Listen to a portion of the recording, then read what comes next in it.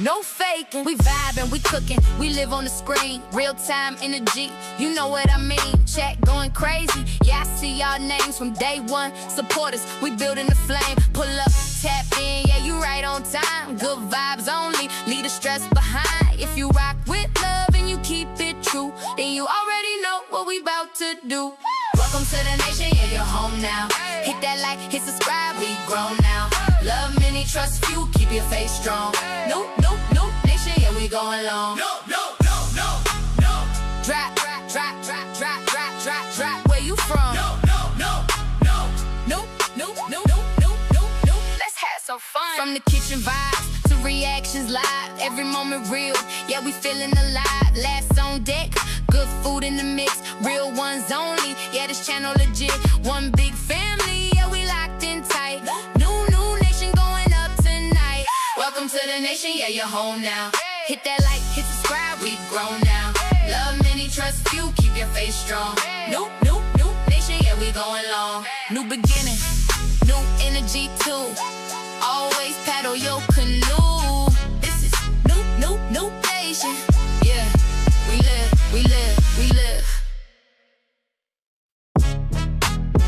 Yeah. Hey, new. We live tonight. No. We live tonight. No nation. No. We live. No faking. We vibing, we cooking, we live on the screen. Real time energy, you know what I mean. Chat going crazy, yeah, I see y'all names from day one. Support us, we building the flame. Pull up, tap in, yeah, you right on time. Good vibes only, leave the stress behind. If you rock with love and you keep it true, then you already know what we about to do. Welcome to the nation, yeah, you're home now. Hit that like, hit subscribe, we grown now. Love many, trust few, keep your face strong. No nation, yeah, we going long. No. Drop, where you from? No. Let's have some fun. From the kitchen vibes to reactions live, every moment real, yeah, we feeling alive. Last on deck, good food in the mix, real ones only, yeah, this channel legit. One big family, yeah, we locked in tight. New nation going up tonight. Welcome to the nation, yeah, you're home now. Hit that like, hit subscribe, we grown now. Love many, trust few, keep your face strong. New nation, yeah, we going long. New beginning, new energy too. Always paddle your canoe. This is new nation. Yeah, we live. Yeah. Hey, new. Back up here. We live tonight. No. We live tonight. No. No nation. No. We live. No faking. We vibing, we cooking, we live on the screen. Real time energy, you know what I mean. Chat going crazy, yeah, I see y'all names from day one. Support us, we building the flame. Pull up, tap in, yeah, you right on time. Good vibes only, leave the stress behind. If you rock with love and you keep it true, then you already know what we about to do. Welcome to the nation, yeah, you're home now. Hit that like, hit subscribe, we grown now. Love many, trust few, keep your face strong. No nation, yeah, we going long. No. Y'all smash the like button. Drop, where you from? No. Let's have some fun. From the kitchen vibes to reactions live, every moment real, yeah, we feeling alive. Last on deck, good food in the mix, real ones only, yeah, this channel legit. One big family, yeah, we locked in tight. New nation going up tonight. Welcome to the nation, yeah, you're home now. Hit that like, hit subscribe, we grown now. Love many, trust few, keep your face strong. New nation, yeah, we going long. New beginning, new energy too. Always paddle your canoe. This is new nation. Yeah, we live. Hey y'all, welcome in. Welcome to the new nation, y'all. So I know that this is a late stream. I can't sleep. Plus also, Michael Jackson's bio is coming out, so I just wanted to go over a couple of videos that I saw. It's kind of interesting. Oh, and also Fabulous dropped a freestyle on the Why You Freaking Lying. You know, I know the other chick dropped one, but everybody else been reacting to it, so I'm gonna pass on that. I'm gonna let her, because I know that she just cloud chasing. Like she remind me of Papoose when he tried to get in with 50, because the Harrison family was going after him, you know. Now here she coming out. I didn't even know who this girl was, to be honest.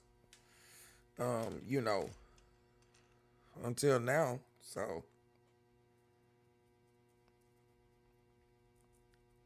but we're gonna react to that, and then I think I have like 4 Michael Jackson videos. Day 5. I am eating fruit. I bought this earlier at work. I just didn't eat it up.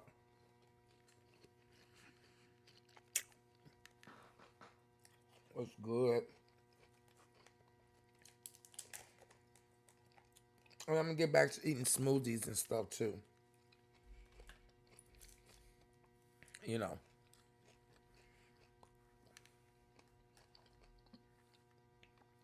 Ooh, the pineapple is good. Can't have too many though. Citrus. All right, y'all. Y'all give me a little bit of time. Put my song back on. Give a couple of people a little time to come back in. Just bear with me. Yeah. Hey, no. We live tonight. Hey, hey, no. We live tonight. No nation. No. We live.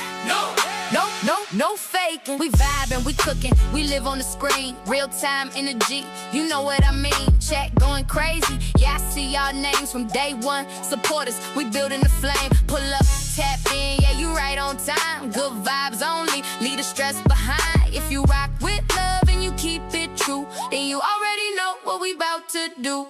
Welcome to the nation, yeah, you're home now. Hit that like, hit subscribe, we grown now. Love many, trust few, keep your face strong.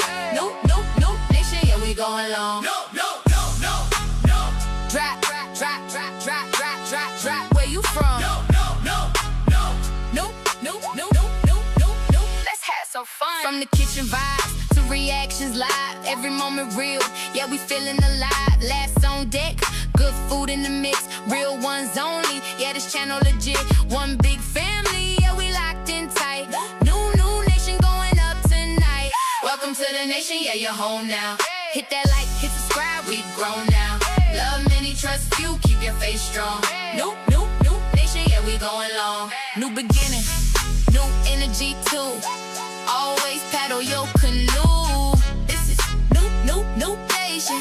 Yeah, we live. Yeah. Hey, new. We live tonight. Hey, no. We live tonight. No. New nation. No. We live. No faking. We vibing, we cooking, we live on the screen. Real time energy, you know what I mean. Chat going crazy, yeah, I see y'all names from day one. Support us, we building the flame. Pull up, tap in, yeah, you right on time. Good vibes only, leave the stress behind. If you rock with love and you keep it true, then you already know what we about to do. Welcome to the nation, yeah, you're home now. Hit that like, hit subscribe, we grown now. Love many, trust few, keep your face strong. New nation, yeah, we going long. No. Drop, where you from? No.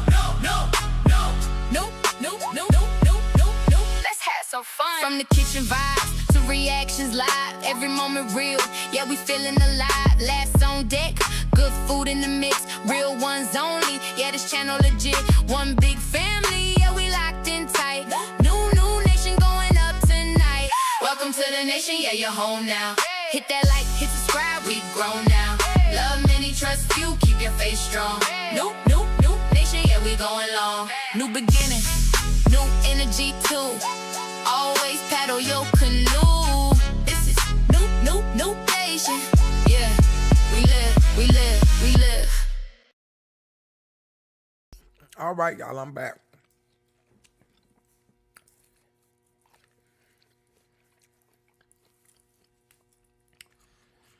I'm gonna stay give a little bit more time for some people to come in here, then we're gonna get started. Cause I wanna go over this. I'm gonna record this too as I'm going, so I can actually just drop this. Fruity Pebbles for the 10 out of 10 dome. Ask. Wait a minute, hold up now. I'm gonna start it from right there. Hold up. Shit. My little damn mouse. I had to use my son's keyboard in his mouse because the one I got keep getting stiff and just pushing shit and stuff out the way. How is everybody doing tonight? Or this afternoon? Or this morning? Did you have a productive day? Well, you know, while we're giving other people time to come in here, you know, give y'all a little rundown. You know,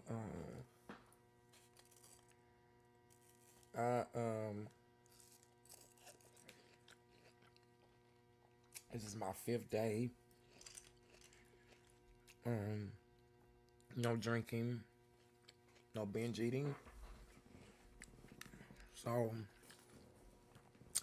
I hadn't really been eating like I was supposed to be eating anyway. So yesterday I had, cause it is another day. No, it's not. It's another day. I had like a chicken salad at work, a grilled chicken salad, and then I had these fruits. This fruit's what I'm eating on. I forgot that I had. Oh, I didn't forget, but y'all know I'm in the bushes, so got the munchies. So why not eat on some? I need on some fruit. How did this change? Who changed this? I didn't change this like this. So, yeah. I got some fruit. And I'm still y'all, I was tempted to go get something to drink. It was playing in my head. I passed y'all know my little stop, my little store. Not my little store. That little my little spot I be going to when I be getting my little slushies and stuff. And I was like, I'm gonna keep on going. I ain't doing that.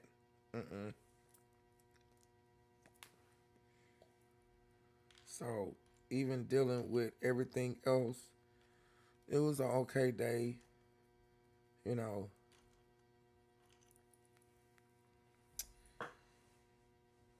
Besides some other stuff, some other things, but you know, I'm good. I'm good.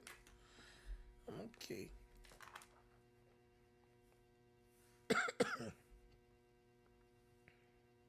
Wait.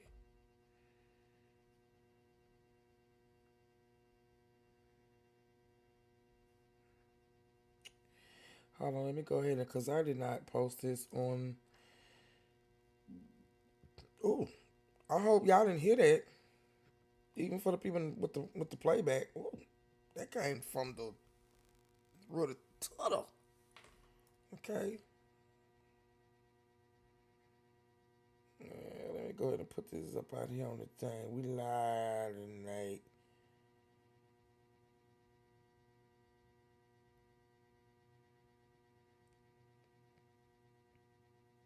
Topic.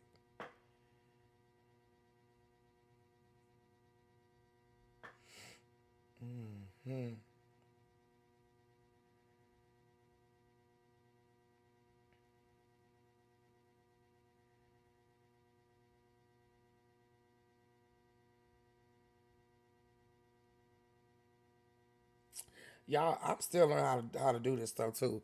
And I'm stalling because ain't nobody here. It's looking for one person. And I think that one person is. Oh shit, it's 5 of you. My bad. This shit moving slow. Get out the bushes. Fuck it, I was staying in it. Hold up, y'all. I'm trying to put my... Pull up no bees. Okay. Boom. All right. Okay. So look, y'all. Okay.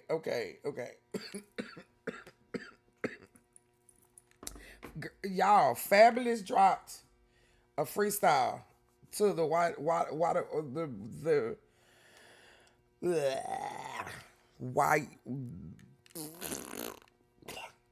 you fucking lying?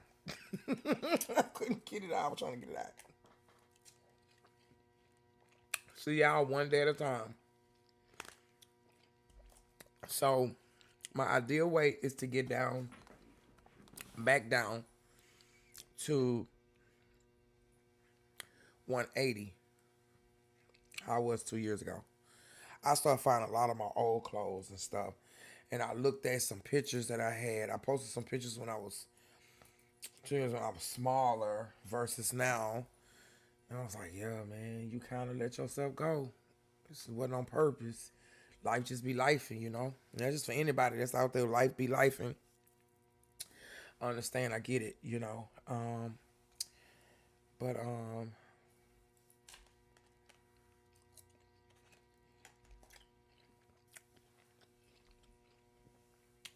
this last time I weighed myself, I'm gonna start putting it in my journeys too, so y'all can see. And the reason I'm gonna do that too, because then that kind of helps push me. When y'all motivate me, like how everybody's been leaving the messages and everything, you know, under my videos and stuff, I reciprocate that. You know what I'm saying? And it helps me out a lot. You know, so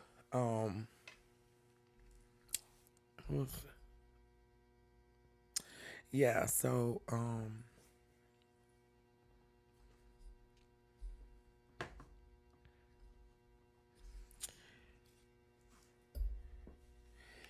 okay, hold on. These fruits is good. And I need to get back to my smoothies too.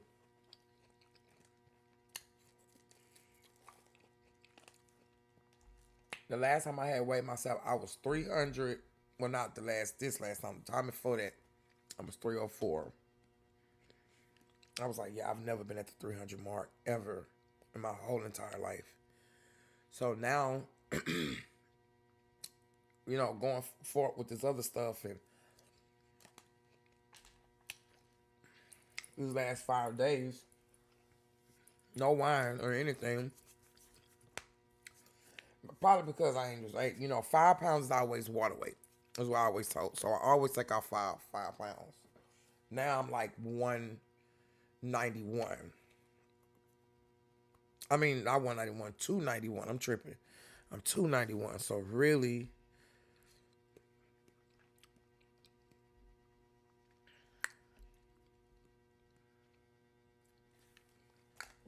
I'm 286 because of the 5 pounds of water weight. Okay. I'm gonna say the Fabulous thing for last. We're gonna get to Michael. Since his movie is coming out on the 24th. I know some people gonna be like, why is she eating? Can she stop doing it? It's fruit. It's fruit. It's fruit, okay? It's fruit. There are a lot of people on YouTube that eat. Hell, there's foodies. God damn it, there are people who eat and talk about this shit. You better leave me the fuck alone. You like that? I'm gonna try to do some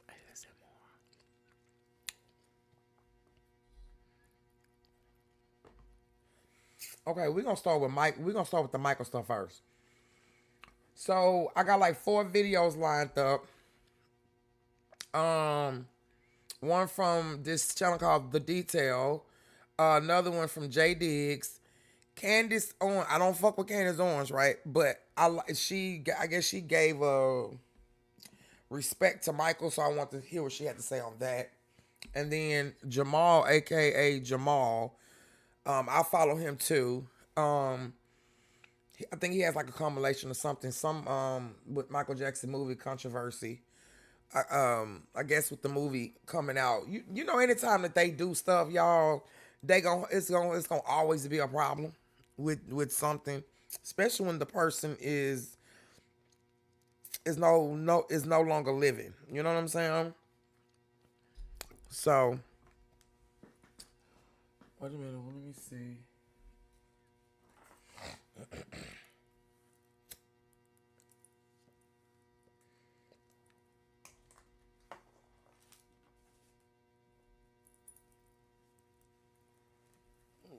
Wait. Okay, y'all. So without further ado, and these are just some videos I thought that was interesting. So I think this first one is the real voice reveal. I thought that was very interesting. And then the other one is like the some files. I mean emails that nobody was supposed to see. And then Candace has her truth about Michael. And then we're gonna do the controversy, and then we're going to do the fabulous one. But on the fabulous one, I'm going to record it so I can put it out. Alrighty. When y'all come through, if y'all like the vibe, go ahead and subscribe. Hit the notification bell for every time I go live, or if I'm in the kitchen or I'm doing a car ride. Okay? So let's go ahead and start. Michael's voice.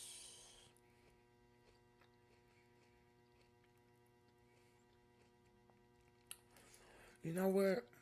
Maybe we should do the controversy first. To see what's no, we gonna start with this one first. Yeah. We just gonna go in order.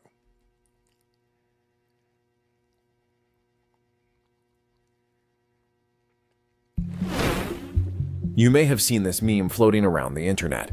Michael Jackson's momentary lapse in his speech, revealing a much deeper voice than what we have expected from the king of pop. Can you hear me? Okay. However, this clip of Michael Jackson being inducted into the Rock and Roll Hall of Fame has been doctored for dramatic effect, as demonstrated in the original. Can you hear me? Okay. Although Michael Jackson's ability to suddenly drop out of his regular speaking voice is apparent during his 2002 Billboard Awards satellite message. I'm a big fan of yours, by the way. Right on, Mike. Big fan here too, man. I You think know it's very this, man. You know this, man. Right on, y'all. Big up Chris Tucker, Michael Jackson, y'all. You know this, man. Right on, y'all. Big up. Although Michael Jackson's real speaking voice has been much speculated, with many of those that knew Michael Jackson more intimately You know what? I used to hear stories, y'all, and this is no lie. I used to hear stories. Well, I could actually touch my back and scratch it. Ain't that something? I used to hear stories about, like, people who actually knew Michael would tell stories. And they was like, it was this one story I heard where they said that Michael Jackson used to go out in public and he would disguise himself. And you wouldn't even know it was him. He always had a disguise, and he could disguise his voice too. That's just what I heard. And people wouldn't even know that he would be amongst the people. Cause Michael was into like a lot of aesthetics and stuff, props and everything. Cause he does what he do. When he make videos, he make movies. No, when he make movies, he put on the show. When he make movies, the movies is good. So and when he can change himself and do, yeah. When I heard that, I was like, what? And some people was just like, they was telling their stories about it. I was like, what? And y'all, make sure if y'all want to follow this person here, the detail, this is the page that I'm on. I don't own the rights to any of this. Yeah. Hold on, y'all. I gotta use the restroom real quick.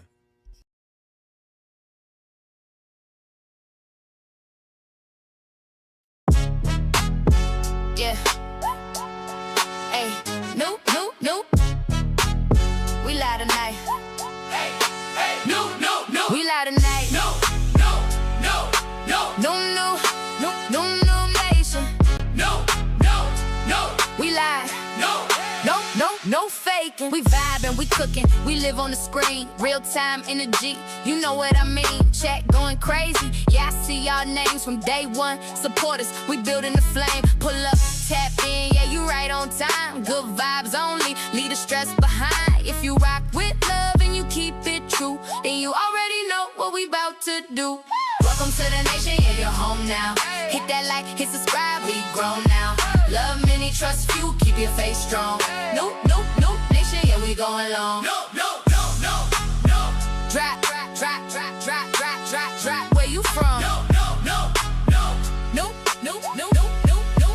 Let's have some fun. From the kitchen vibes to reactions live, every moment real, yeah, we feeling alive. Laughs on deck, good food in the mix, real ones only, yeah, this channel legit. One big family, yeah, we locked in tight. New nation going up tonight. Welcome to the nation, yeah, you're home now. Hit that like, hit subscribe, we grown now. Love many, trust few, keep your face strong. New nation, yeah, we going long. New beginning, new energy too. Always paddle your canoe. This is new nation. Yeah, we live. Yeah. Hey, new.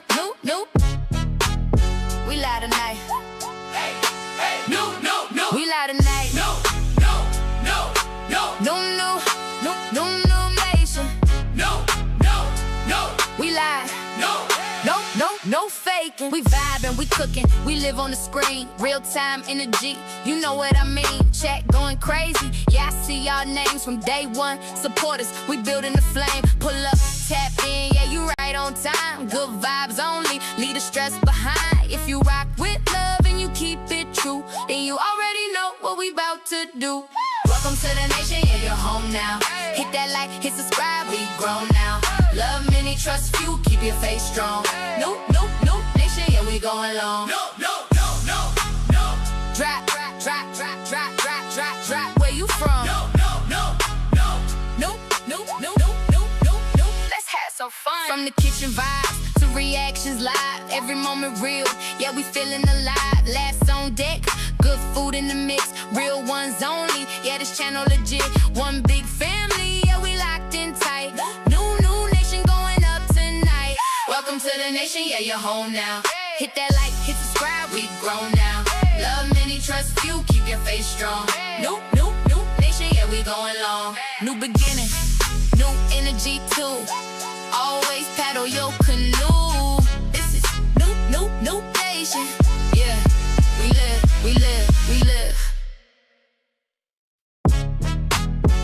Yeah. Hey, new. We live tonight. No. We live tonight. No. No nation. No. We live.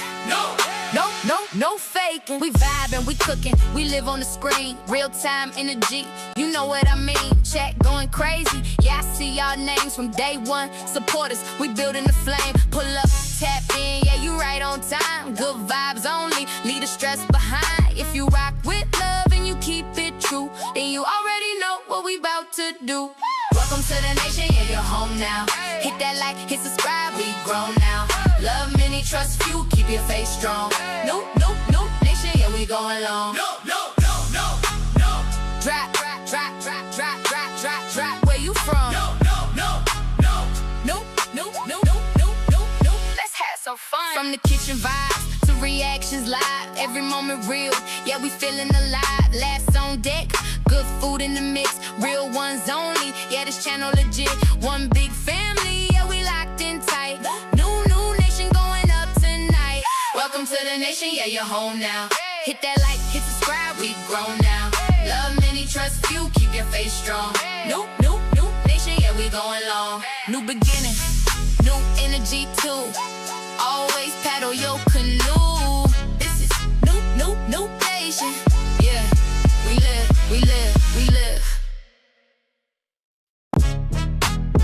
Yeah.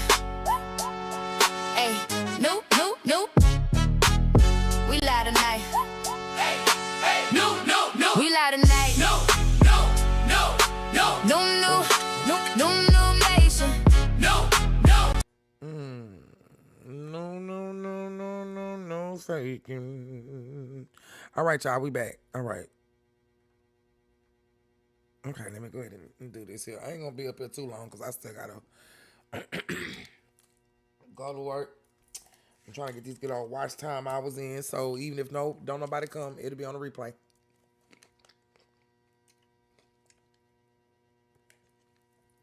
Whoever comes.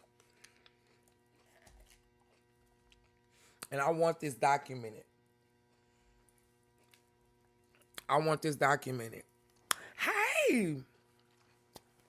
Hey, mama. I want this documented. I want everything documented. I want every step of the way of everything documented. We're going over Michael. I seen it's like 4 videos. I'm in the bushes. I gotta get out. I'm eating fruit. Because I got the munchies. So, day 5. I went from 304 to 291. Well,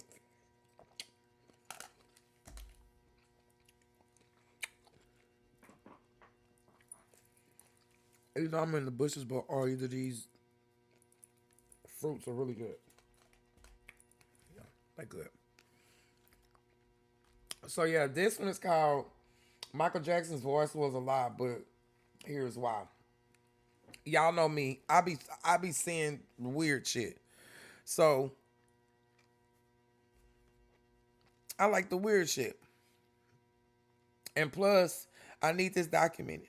So just in case people want to go back, my watch time hours. I'm still trying to. I'm now working on the 4,000 because I already got the 3,000. And the other people I already know, the people who are content creators on YouTube, I already know how long it takes. I mean, for the shit to add up. Like, one thing YouTube gonna teach anybody is patience. Yeah. A lot of patience. Okay? I ain't got no choice. A lot of patience. Chess. They gonna play chess. I just highly good chess. Slow money make money too. Just as well as fast money. But fast money is exactly what it is. It's fast money. But slow money lasts forever. Okay. Let's go ahead so we can finish this. Oh, and then at the end. Thank you, Honora. And 5 pounds is always water weight. I was always told by the doctor growing up, 5 pounds is always water weight. So I'm 286. And it's still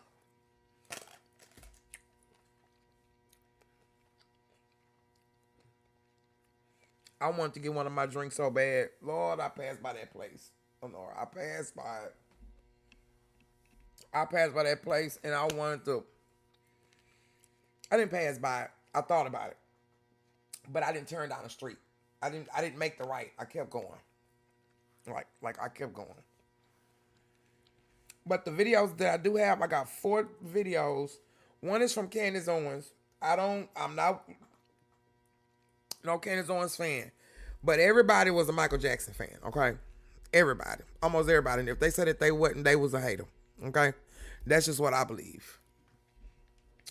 And just since his movie's coming out, I think on the 24th. Let's put this out in the algorithm. And, we just react to some, some regular shit. How was your day today, Honora? Busy. Don't answer that. Don't answer that. Don't answer that. Don't answer that. I just answered my own question. Never mind. Never mind. Disregard. Yeah, disregard. Disregard. Clueless of me. Silly me. Okay, so let's go ahead and get back to this here so we can get to the next one. And then, Fabulous dropped the I'm gonna play that too, Honora. I know that other chick dropped it on Remy. I'm not worried about her. Everybody else is doing her. I'm gonna be a Remy fan until the end. I don't believe in all that jumping in the pot like Papoose and shit did when there's a battle with other people going on. Even if she did throw it or whatever, I ain't never even heard of this. You know what I'm saying? So I'm gonna let them have that. But Fabulous did a video on that "Why You Fucking Lying" beat. That's what I'm gonna call the beat now. "Why You Fucking Lying." All right, let's finish this. Testing to his much deeper, more masculine, natural voice, including director Spike Lee, Liza Minnelli, and others. And his voice is deep as shit. It was between where you think Michael Jackson is and Prince. There's a lot of people that said Michael's voice was deep. Like I was saying earlier, Nara, that I was hearing stories. People would come on and they would tell their stories about on some whatever it was. They would tell their stories on certain different occasions, whatever, or like if they had memories or whatever of them.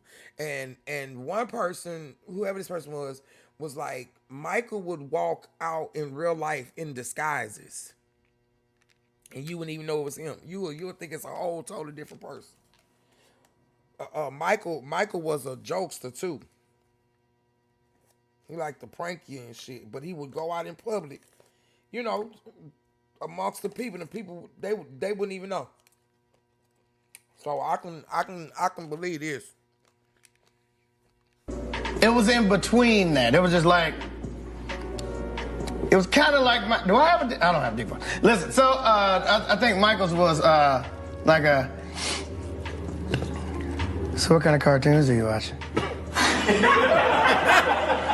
It was deadpan like that, though. He was looking square in my eyes. So what kind of cartoon do you watch?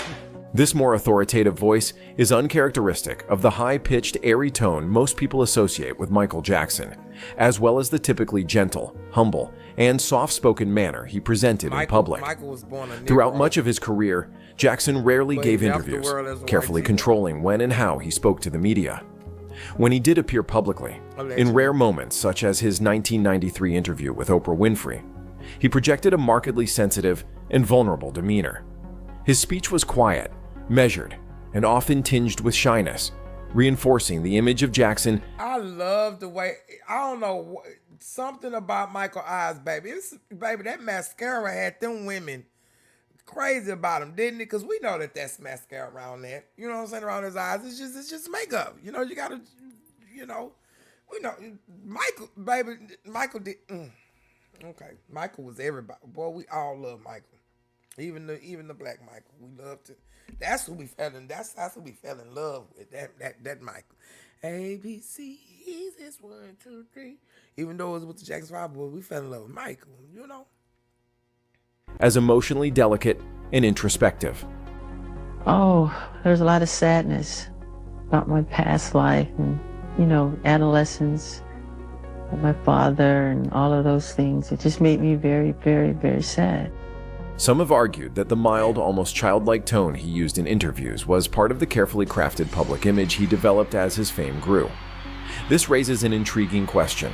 Was the voice the world heard simply how Michael Jackson chose to present himself? Another strand of his carefully... That part.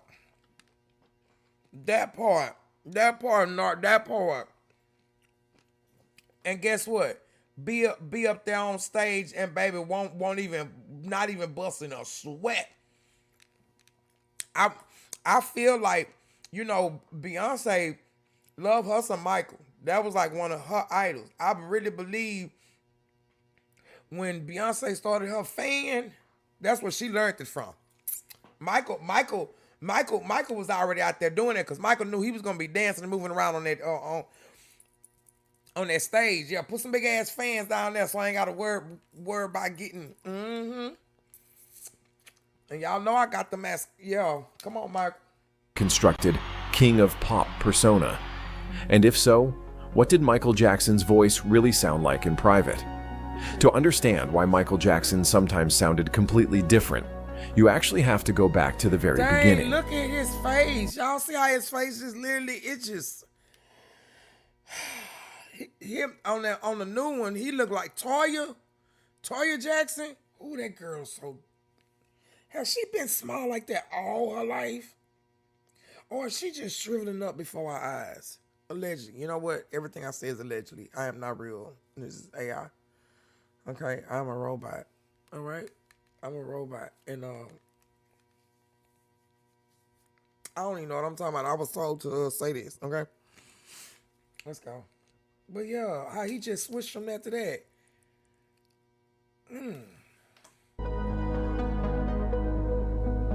Okay, Detail, put your signature up there. As a child, Michael Jackson's voice was defined by its remarkable depth and soulful tone. Michael was lucky enough to have been born with a good voice from day one that he developed from a very early age. Catherine, Michael's mother, remembers hearing her son sing for the first time. Oh my God, this is perfect I can because the remember movie going about to to come out. one of the assemblies at, he was only in kindergarten, and he sang Climb Every Mountain. And,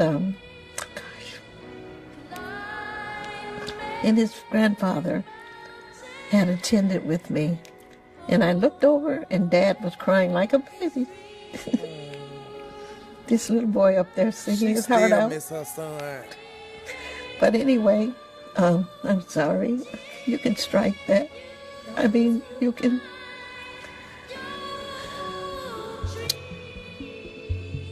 She miss her baby. At only 10 years old, Michael sang about heartbreak with such complexity and compassion that many rumors circulated that the new child star of music wasn't actually a child at all, but a 40-year-old midget. Despite this lighthearted accusation and his extraordinary vocal abilities, Michael Jackson's speaking voice at this time was very typical of a young kid from Gary, Indiana. If anything, some may even characterize it as lower, and his demeanor more serious than you would expect for a child his age. We met in Canada, and we had a good time together. Came to the hotel, and we talked a while, and we have a basketball game coming up. I don't know the exact date. I love little young Having Michael publicly voice. shaved 2 years off his real age already, concerns grew relating to how Michael's voice would develop, and would the group's electric appeal die out once its lead singer grew into adolescence? A question posed to a young Michael himself. What's gonna happen when your voice changes? Just change. You're gonna be able to stay singing? Yeah. Plus we have another lead, Jermaine Jackson at home. Yeah. The brother, he's pretty good. He leads. Let's sing together. Have you made some secret backlog records that you can issue during the time that your voice is changing? I wonder why was they asking about his voice changing anyway? This impending anxiety over the group's star performer and his physical development would impact Michael Jackson during the most formative of years. As the first black supergroup to cross fully into the mainstream pop market, the Jackson 5's appeal was built largely on their youthful innocence. Led by the young Michael, the group sang playful songs like ABC and projected an image that was energetic, wholesome, and non-threatening. But there was an underlying awareness that this image served a purpose. As the brothers grew older, there was concern that a largely white middle American audience might become more critical or even reject them. Michael in particular seemed conscious of maintaining an exceptionally clean, gentle, and unthreatening persona, one that countered the stereotypes and anxieties that still surrounded black male performers in the years following the civil rights movement. Therefore, it wouldn't be much of a surprise that the child prodigy. I'm loving how they got this actual footage in here. Like I'm literally loving this. Like it's taking me down memory lane. It's taking me down memory lane. Who didn't love Michael? Who? You're alive. You say you didn't. I don't know why this look like it's sideways. I don't think it is. I gotta get used to this. Maybe it's my camera. Is it my camera? No. Okay, I'm just in the bushes. It is what it is. Let's go. G made an active attempt to maintain his childlike persona, whether through his speaking voice or overall demeanor, as an attempt to preserve his voice so he could satisfy audiences and sing all their original Motown hits in the same key as he did at 10 years old. This first change came just around the time his voice would have naturally deepened with puberty, with Michael Jackson beginning to speak in a softer and higher pitch. We did a talent show in Gary, Indiana at Roosevelt High School, and the mayor guest was Diana Ross. She was sitting in the audience, and we did this show, and she liked it very much, and she came backstage and told us how much she liked it. That sounds like as a skilled singer for many years who trained endlessly to contort his singing voice as part of his artistry, it's not too much of a stretch to assume that Michael used those very skills to manipulate his speaking voice in much the same manner. With early adulthood looming, the rambunctious, confident child developed into a shy and self-conscious teenager. In later years, the former Motown superstar spoke openly about his struggles with his looks and the pressure he felt to constantly appease the public during this time.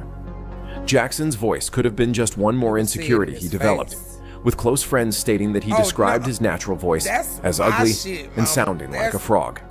Already hestant to speak. You had Diana Ross, Michael.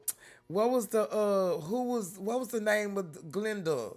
The Glenda, the one that was singing. What's her name? She was in there. Man, that's my favorite movie too. That's one of my favorite. Teeny. Slide some more to me, girl. Let me lubricate your mind. Y'all.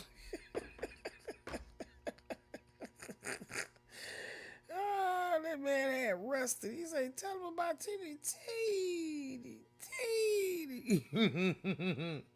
Openly to press during interviews, it probably wasn't too difficult for Michael to manipulate his voice at those times, so to control how he would be perceived by the public. A mild-mannered Peter Pan figure who sang angelic melodies and performed with electric gravitas. Thank you very much, not only for your applause, but thank you for caring. Yes. And I'm very happy. See, I do want to do a movie night. I do want to do a movie because I got some movies lined up on the YouTube. But see, I don't know if they gonna get me, you know. You know what I'm saying? I don't know if they gonna get me. I need to get my Twitch up. Cause I do it over there. I need to get my Twitch up. I mean, I do it over here too. I just don't know if they gonna, if they gonna stop my damn freaking, shit. Then I don't want to have to keep, stopping throughout the movie. I'm hoping I can do it. If I could do it, I'll have a movie night. I sure would. Happy to be here, and I love you all. In reality, according to his longtime producer, Quincy Jones, Michael's real voice was much deeper and an adult voice that he sometimes inadvertently fell back into. However, Jones's theory as to why Jackson used the high-pitched voice was a more functional one, to preserve his vocal cords and ability to hit those high notes without going to falsetto. By early adulthood, Jackson's voice was considered at its best from a vocal technique standpoint, particularly when approaching the high notes on 1979's Off the Wall. It was immediately after this period, when he was touring with his brothers, that Michael sought the help of renowned vocal coach Seth Riggs, because of trouble he was having getting through back-to-back performances, and as a result, he was suffering from vocal fatigue. I'm sorry, y'all. I know this might be a little geeky, and this might not even be nothing that's, but I love stuff like this. This is information. This is things that I like, the little stuff. The big print shit is always there. It's the fine print I'll be liking to read, So, yeah. Quote, Quincy Jones introduced us. The first time I met Michael was at his house. We entered into his bedroom, which was 2 stories. I knocked on the door, and this voice says, "Hello." And I said, "Michael, this is Seth." "Oh, come in." I opened the door, and there he was, holding this little monkey upside down, and he had a cloth and was wiping his butt. So I thought, oh my God, what is this going to be? Briggs reminisced. Michael had this enormous range. He would go from low E flat to E flat and G's above high C. Immediately, I would say that when his larynx didn't go up, he was able to vocalize down to a low C, a basso low C. I can't even belch that low, but he could go down there. He always could go down to E flat.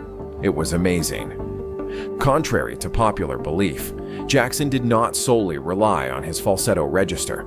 Falsetto meaning artificial voice, and comes from the Italian word falso for false. When men suddenly sing way up high above their speaking voices. I love stuff. I'm sorry, y'all. I love something like this. I was in contemporary choir, gospel choir. I just love to sing. Or when I'm around here, I'll be doing I love anything. Music. I love anything kind of like dealing with music, even if it's the instruments. I love, this stuff is very intriguing. And then the music, whoever this is that made this, I like this suspense. I like this. It draws you in. It's like a Twilight. It draws you in. And then I got the light. Oh, the light is perfect. The light, just let it change. Just let it shine, let it shine, let it shine on both of them. You know what? Maybe I need to turn this light down. Let me turn this one down.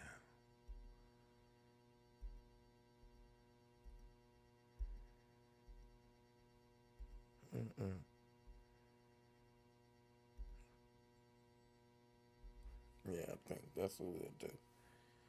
I'll put it on that blue with the purple behind it. Okay. All right, let's go. Let's finish this.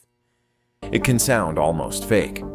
Of course, MJ used it frequently, but it was not an indication of his inability to sing in full voice. His voice also had the stamina to hold notes for lengths of time without wavering in pitch, and the ability to emote the meaning of lyrics exceptionally.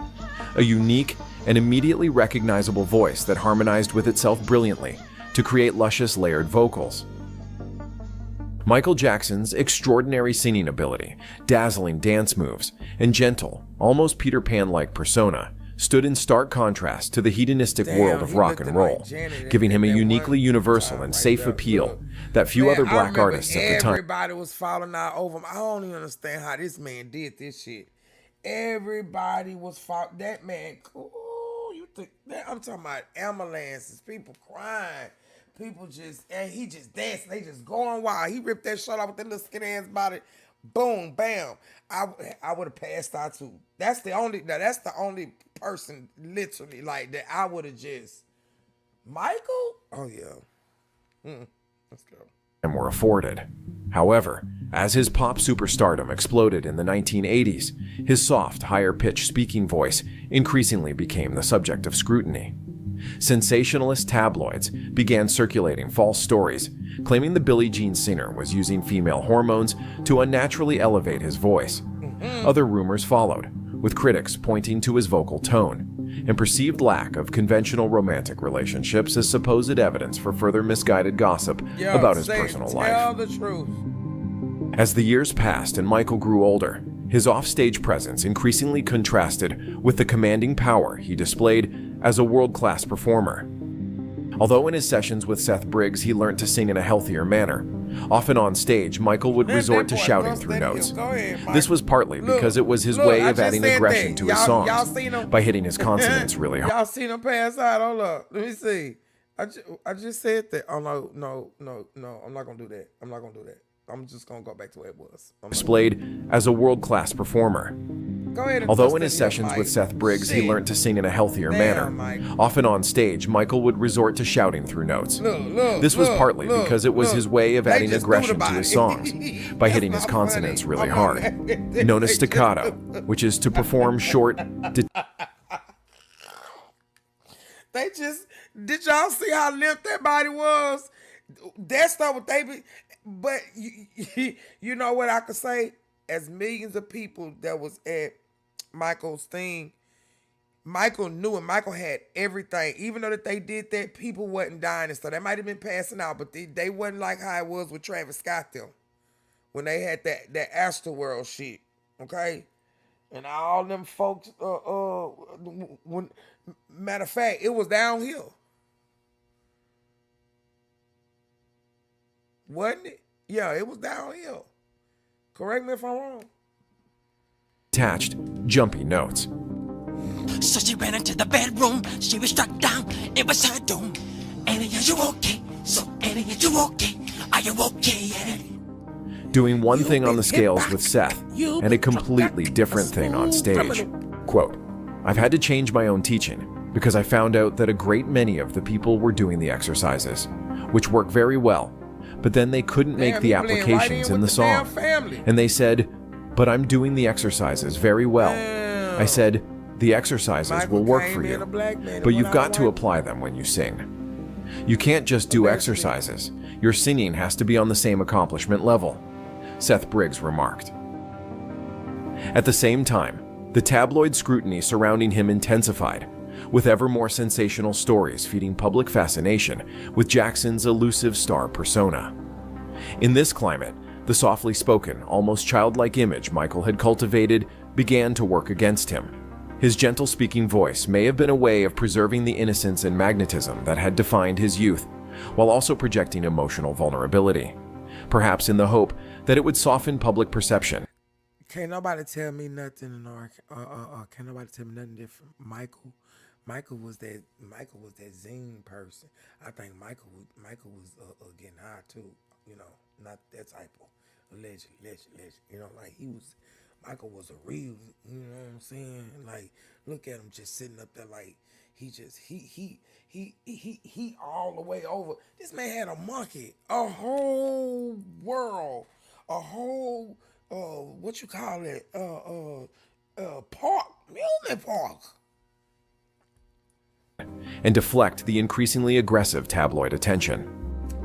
Well, he says in this letter that he cries very often. Do you think he does cry? I mean, basically, he's saying that he's being persecuted, and that he's bleeding, and that he's at least bleeding emotionally. And there's no question that this is going to make more people like him. I think it's even going to have an effect on the people who've been ridiculing him, and it's been quite a few.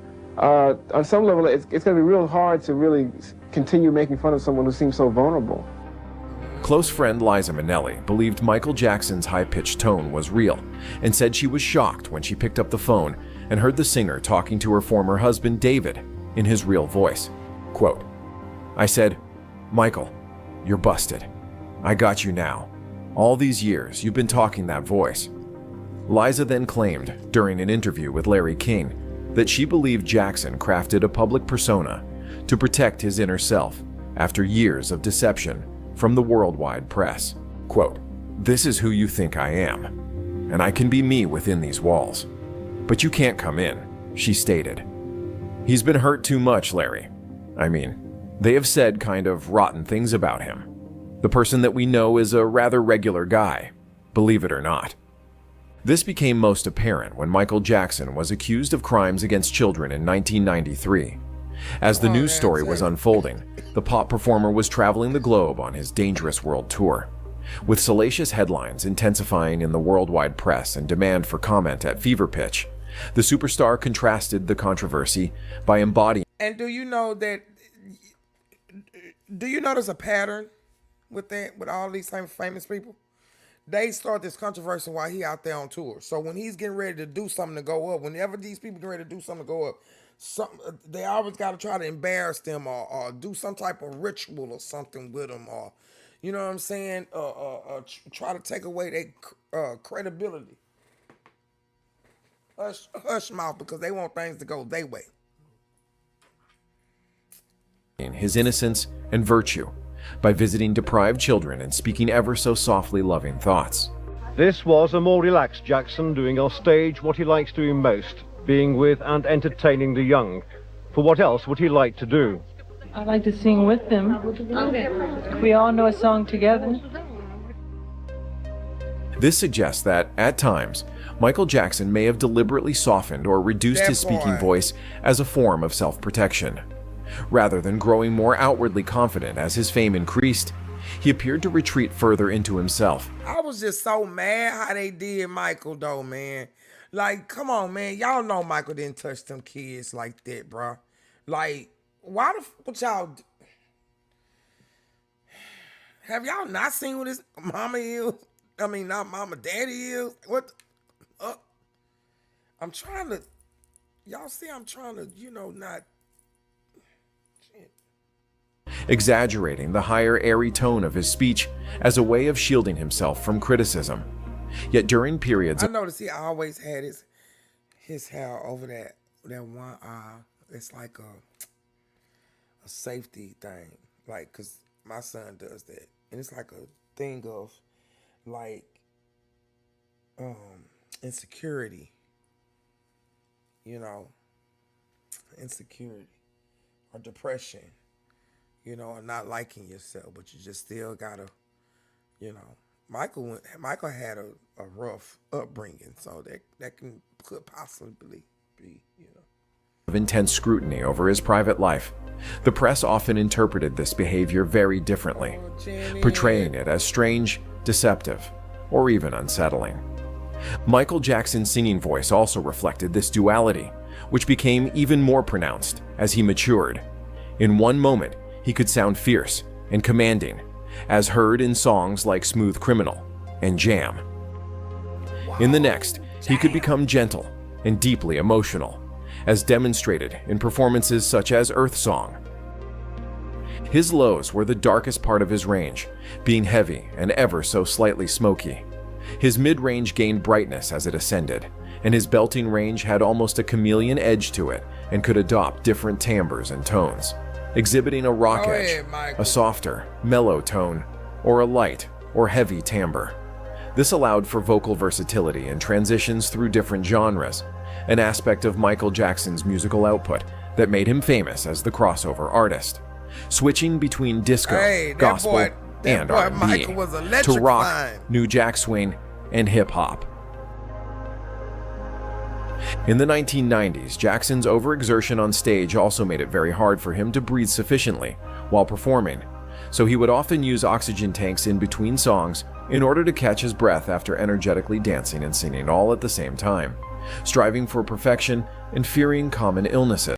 Damn, do people not really realize what this man went through to be who he is, to be an entertainer for us, to be pushed into that, like, to be pushed to be the king of pop. One thing I could say Joe Jackson did, his son was a legend. It still is. But the way he became that is more painful. But sometimes the truth just hurts. Gotta get it out, though. While on tour, Michael Jackson would often be seen out in public, wearing a surgical face mask to prevent jeopardizing his voice. However, after his dangerous tour ended in 1993, Jackson effectively stopped singing live during televised performances or while on tour. Some have stated this was due to continued bouts of illness that affected his capabilities to sing. Others have said it was a fear of failing or not living up to his fans' expectations that led to the King of Pop to so heavily rely on playback during his later years of performing. Using playback in many ways became yet another wall he put up for his own survival, shielding his self-image as the King of Pop, while the pressures and criticism surrounding him continued to mount. Lisa Marie Presley, Michael Jackson's former wife, echoed what Liza Minnelli had previously suggested. Ain't they both pretty? Ain't they both pretty? And her daddy was the one that just stole our shit. A legend. I'm an AI. I was told to say that. Let's go. That the voice he often used in public was his own construction. According to Presley, it was a strategy, a kind of mask, and she reportedly urged him to let it drop and show the world the real Michael Jackson. My first impression was that he went very much out of his way to disillusion me. So he sat me down and said, I know you think this, I know you think that, I know you and he was completely normal. And I'm not gay. I know you think this. I know you think that. And he started cursing, started, you know, being a normal person. And I was like, wow, he's not stupid. He didn't get where he was because he's stupid. Right. It's unfortunate that not a lot of people know who he really is. When he wants to lock into you, and he wants to intrigue you or capture you or, you know, whatever he wants to do with you, he can do it. Despite Lisa Marie's claim that Michael never revealed his true voice publicly, moments of a deeper tone did occasionally surface during high-profile performances. Jackson sometimes used a lower register for dramatic effect, including during segments of his 1993 Super Bowl halftime show. We stand together all around the world, joined in a common purpose to remake the planet into a haven of joy and understanding and goodness. And later on, the History World Tour between 1996 and 1997. One thing in life you must understand. The truth of lust from woman to man. So open the door and you will see. There are no secrets, make your move, set me free. A similar example appeared in the 2000 video game Ready to Rumble, Boxing Round 2, in which Jackson voiced his character using a noticeably deeper register than the voice he typically used in interviews. They call me the King of Pop.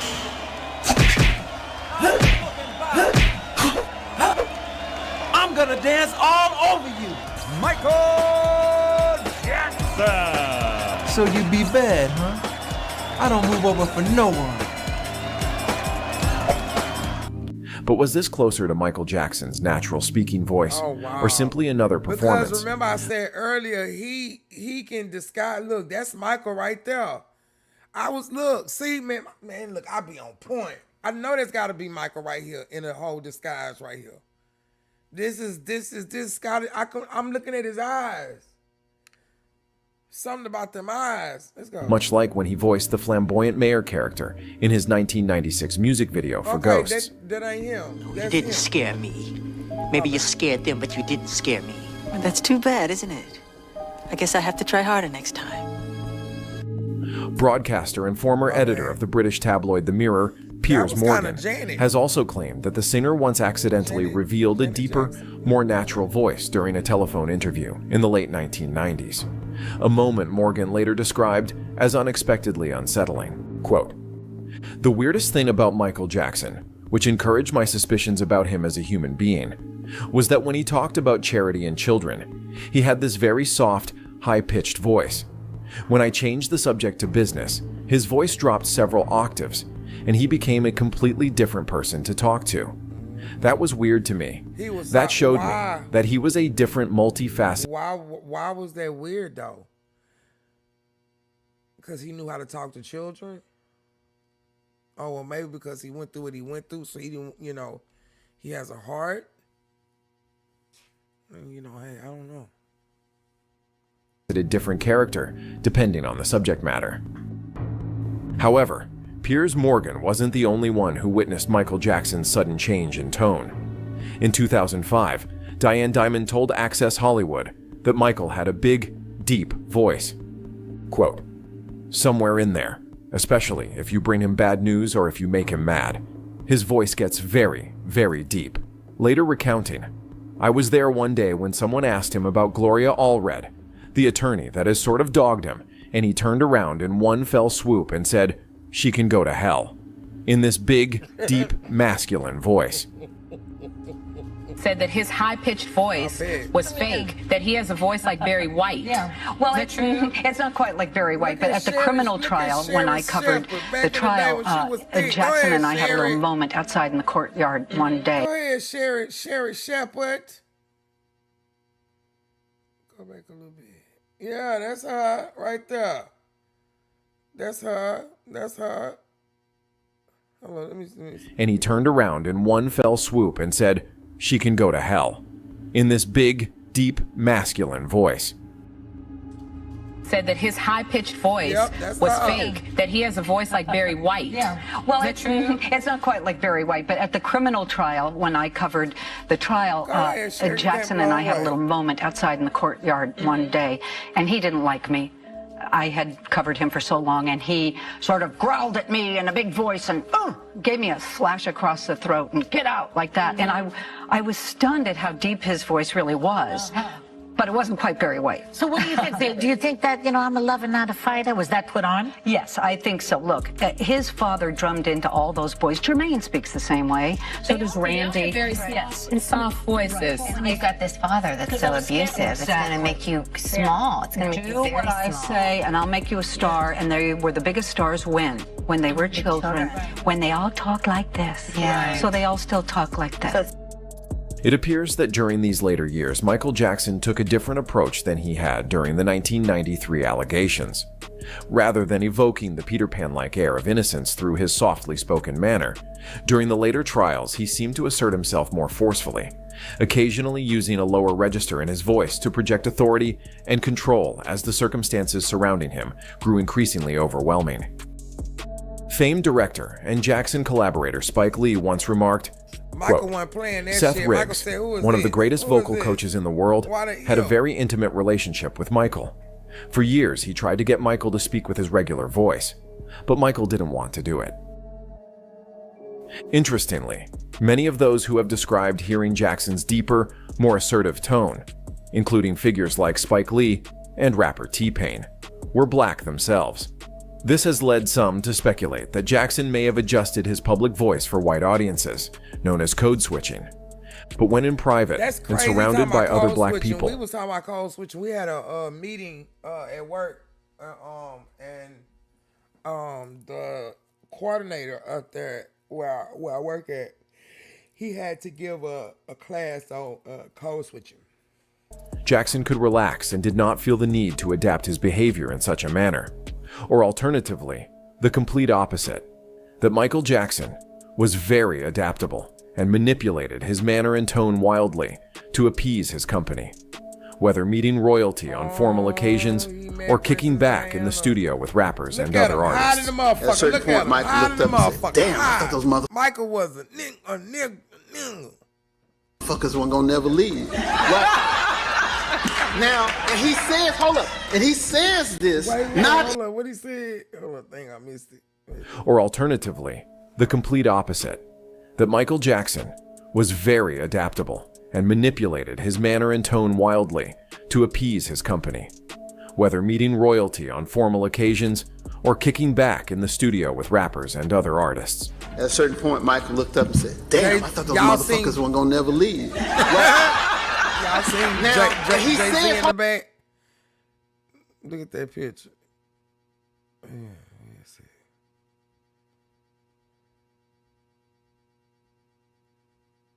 Is this it? That's gotta be it. I mean, right there. Yep, there he is, right there. Up there with the... Look at him. Look at him. Mike look lit. Mike look lit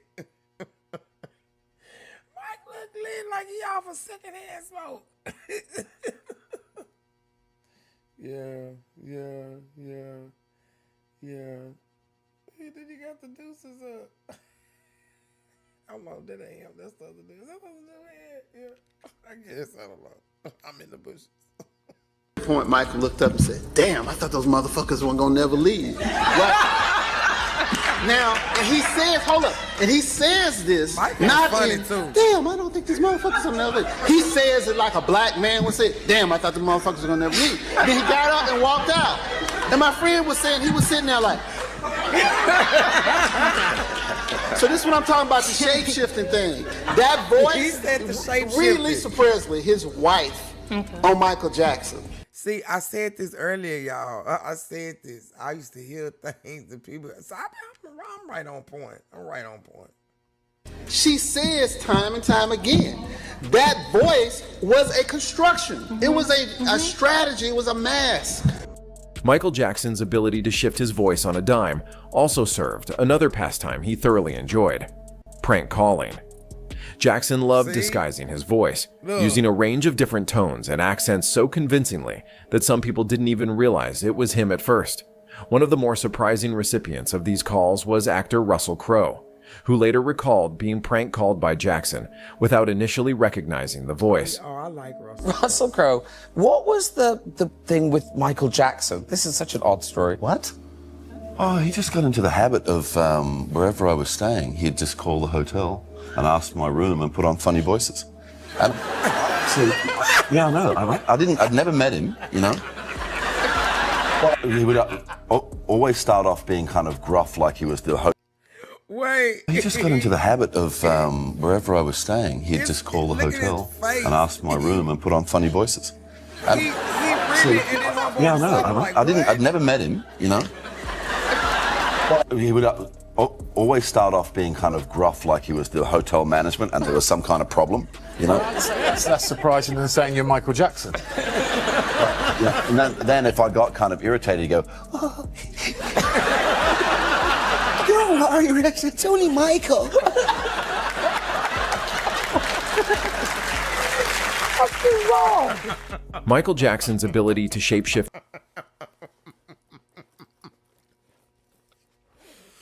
Oh my God. Michael was a nigga. His voice is showcased. Look at his nails. You know Michael smoked. When he was, in fact, prank called himself by Ralphage in 2007. During the conversation, he posed as his own assistant before taking the... Oh my God, DMX. Is that Paris Hilton? Is that Jeezy? Rest in heaven, DMX. See, I'm glad I put this out here in the atmosphere. Now, you know, his movie about to come out and stuff. This is perfect. So whoever come back on the playback, hey, do what you do, but watch my shoes. Call. Who's speaking, please? Akon. 1 minute, please. Thanks. Hello? Hello? Akon. Hold on a second. Hold on. The guy who answers the phone sounds fake. Yeah. It sounds like Michael Jackson pretending to be somebody else. And then when he realized it was a prank, he skillfully disguised his voice entirely, stating that he was never Michael Jackson in the first place. Where's Michael? You thought you were talking to Michael, didn't you? That's really funny, guy. Interestingly, this last character voice is similar to the voice Michael's friend Macaulay Culkin later imitated when recalling the prank calls they used to make together when Culkin was still a child. And like, yeah, no, people didn't know how funny he fucking was. He liked prank calling people. He actually was really good with it. No. He's like, how are you? And like, yeah, he's like, I'm good. Like, hi, you know, do you already mattresses in a mattress store? Like, you know, and he was... You know what? It was nothing wrong with Michael doing that. You got to keep a little kid in you. What I mean little kid, you got to have some fun. Okay? You got to have some fun. You got to keep, you know, that's what keep you young, I guess, you know, part of it. Ultimately, it appears that in the final years of his life, Michael Jackson grew more comfortable shedding the Peter Pan-like, higher-pitched voice he had long used in public, allowing glimpses of a deeper, more natural tone to emerge in some of his last high-profile appearances. Yeah, it's a lot of people that's gone in these clips that he's showing. Look, Jesse Jackson.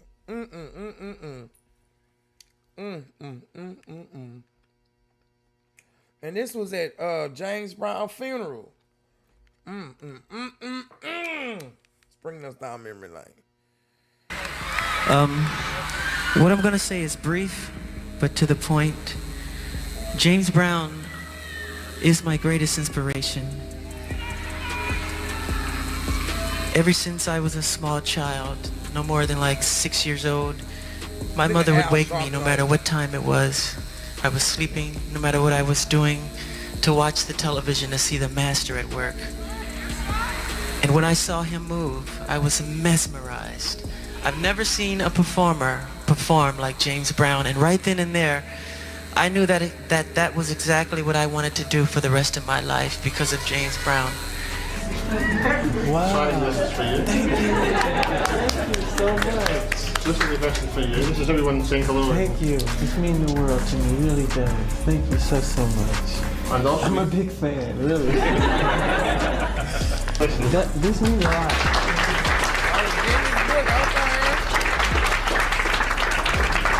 When Quincy Jones and Bruce Swedien and Rod Temperton and myself created the Thriller album, it was my dream that Thriller would become the biggest selling album ever.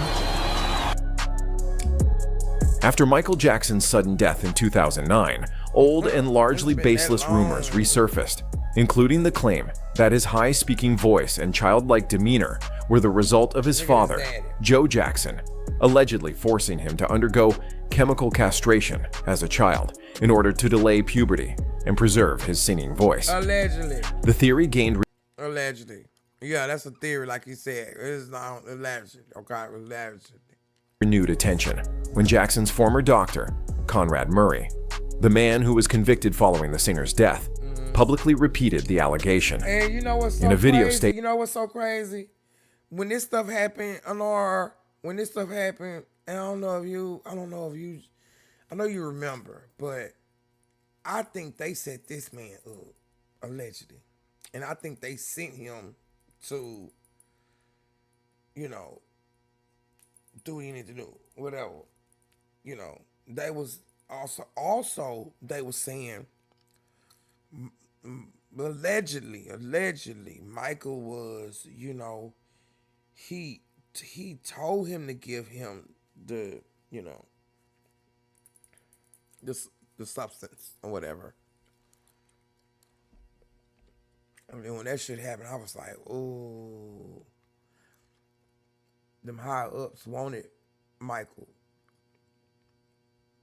So what better way to do it than to plant it on a doctor that comes way from Houston? Okay? And now the king of pop is just gone.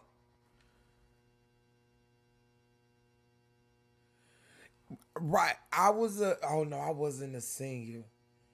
I was in 2009.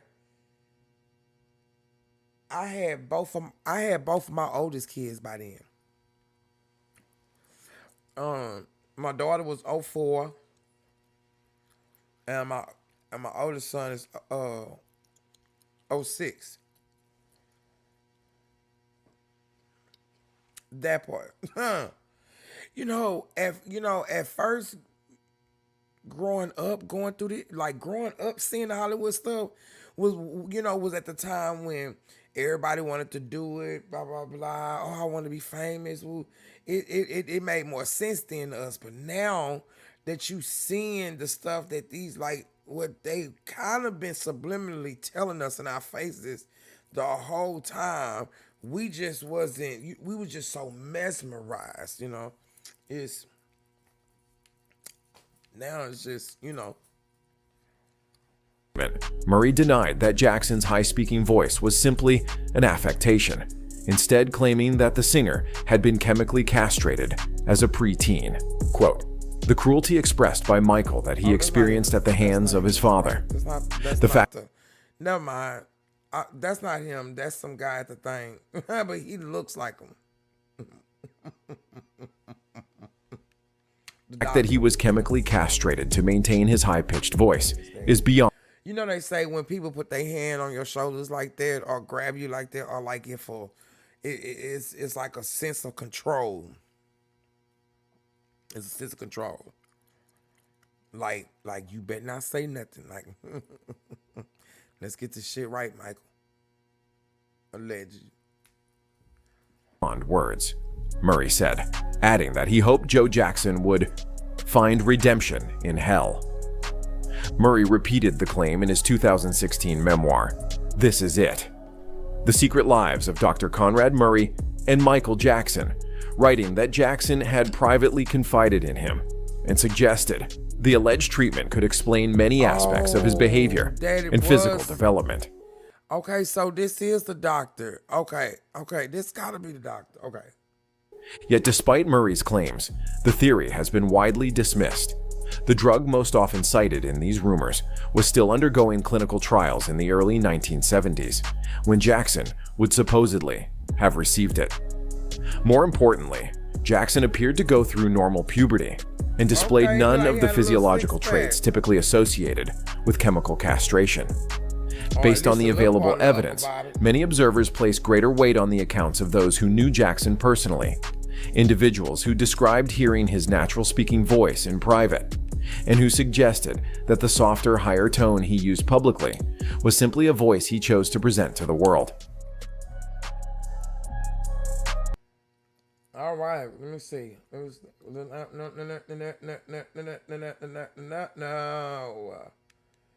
No. Okay. So let's go ahead and get to this. Is we're gonna do another one. So this is something about, I guess, some emails nobody was supposed to see. So let's see what we're gonna do with that now.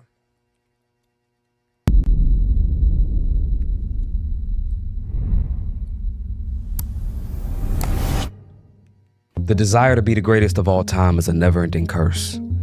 Because no matter how great you become, there's always a constant need to prove you're still the best. And nobody lived that curse more than Michael Jackson. Are you pleased now with the way I'm never pleased with anything. I'm a perfectionist. Yeah, it's part of who I am. Off the Wall had to be better than Motown. Thriller had to. Hold on, I'm sorry. The Michael Jackson. Okay, let me start it over because I was talking as it was going.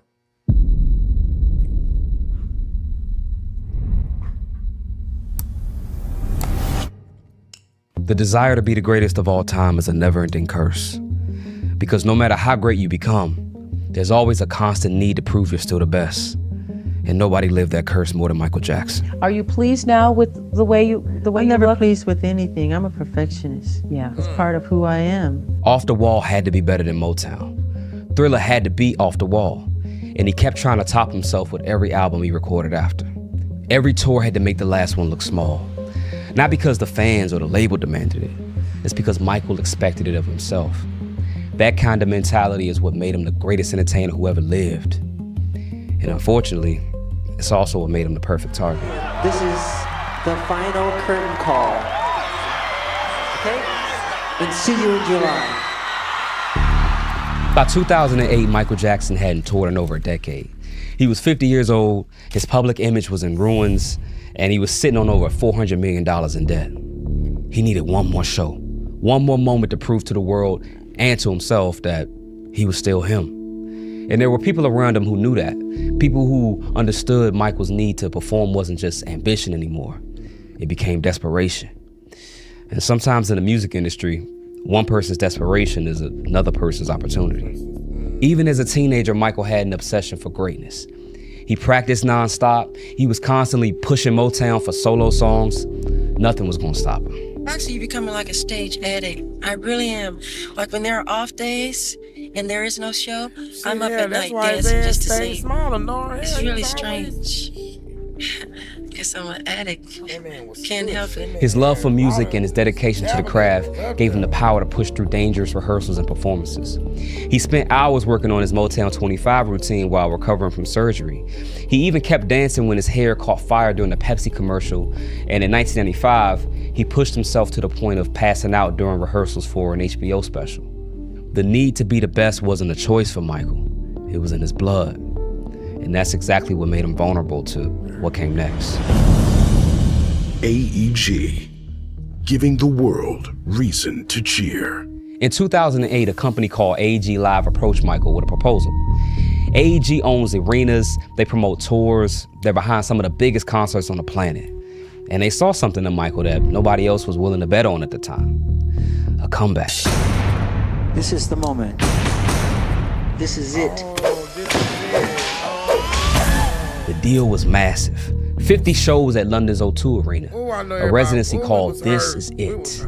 Michael and AEG stood to earn hundreds of millions of dollars. Damn it, Michael. And after calculating ticket sales, merch, sponsorships, media rights, estimates reached over $1 billion. See, Michael was in a lot of financial debt, and AEG already advanced him tens of millions before the residency started. So this wasn't a situation where Michael could just walk away if things got bad. The money was already spent.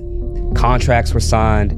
AEG needed this tour to happen. And a cancellation would be a financial disaster. And Michael needed it too. Not just for the money, he needed the world to see him one more time and remember what he was. This was his resurrection. Everything was on the line for everybody involved. But right away, things started falling apart. Baby, they be killing it with this music, man. I mean, killing it in a good way. Like, I like, got multitask. Okay, let's go. March 5th, 2009, the day Michael was supposed to appear at the O2 Arena in London to announce the tour to the world. Thousands of fans, hundreds of journalists, cameras ready to broadcast to the world. But at the same time, AEG Live CEO, a man named Randy Phillips, wrote an email to the parent company's executives and said, MJ is locked in his room, drunk and despondent. And you wrote, I screamed at him so loud the walls are shaking. Yes, that was an exaggeration, but I did raise my voice. All right. And was it also an exaggeration when you wrote, this is the scariest thing I've ever seen? The promoter blamed London traffic when Jackson was 90 minutes late for the announcement that day. And of course, they never said anything to the public. They rushed him to the O2. Michael walked out on the stage and told the world, this is it. And to everybody watching, it looked like the King of Pop was back. This is it. But behind the scenes, AEG already knew he wasn't okay. But they pushed forward anyway. 2 months later, Randy Phillips even went on CNN and told the public that Michael Jackson was as healthy as he can be. No health problems whatsoever. Over the next couple of months, there were growing concerns amongst the internal team about Michael's health. Randy sent an email to Paul Gongaware, the co-CEO. We need to pull the plug now. After some back and forth, the team decided it was time to bring in a doctor. But not just any doctor. It had to be someone that Michael trusted. Dr. Conrad Murray was a cardiologist, and he first met Michael back in 2006 in Vegas. Murray had been treating Michael on and off for a few years, but by 2009, he was drowning in his own debt. He was facing foreclosure on his home. He owed child support to multiple women. His medical practice was falling apart. He was behind on everything. And then came the offer. AEG Live drafted a contract to pay Murray $150,000 a month to serve as Michael Jackson's personal physician. Now, $150,000 sounds real nice when you're deep in debt and can't pay your... Don't that sound like a setup on both ends, on Michael end and the doctor end? Ain't that what I just said, Honor? When the two fingers touch and clock it. Ain't that what I said? When the two fingers touch and clock it. Ain't that what I said? Okay, it's something to work. I did. Oh, okay, all right. Mortgage. But here's the catch. The contract was never actually signed by Michael. Murray was never technically paid, but he was already treating Michael in anticipation for a big payday. The doctor responsible for keeping Michael Jackson healthy had every financial incentive in the world to keep him performing no matter what. If the tour gets canceled, Murray doesn't get paid. The company executives at AEG knew this, and they used Murray as leverage whenever there was concerns. I just said that. Look at that man. That man did what they used that man.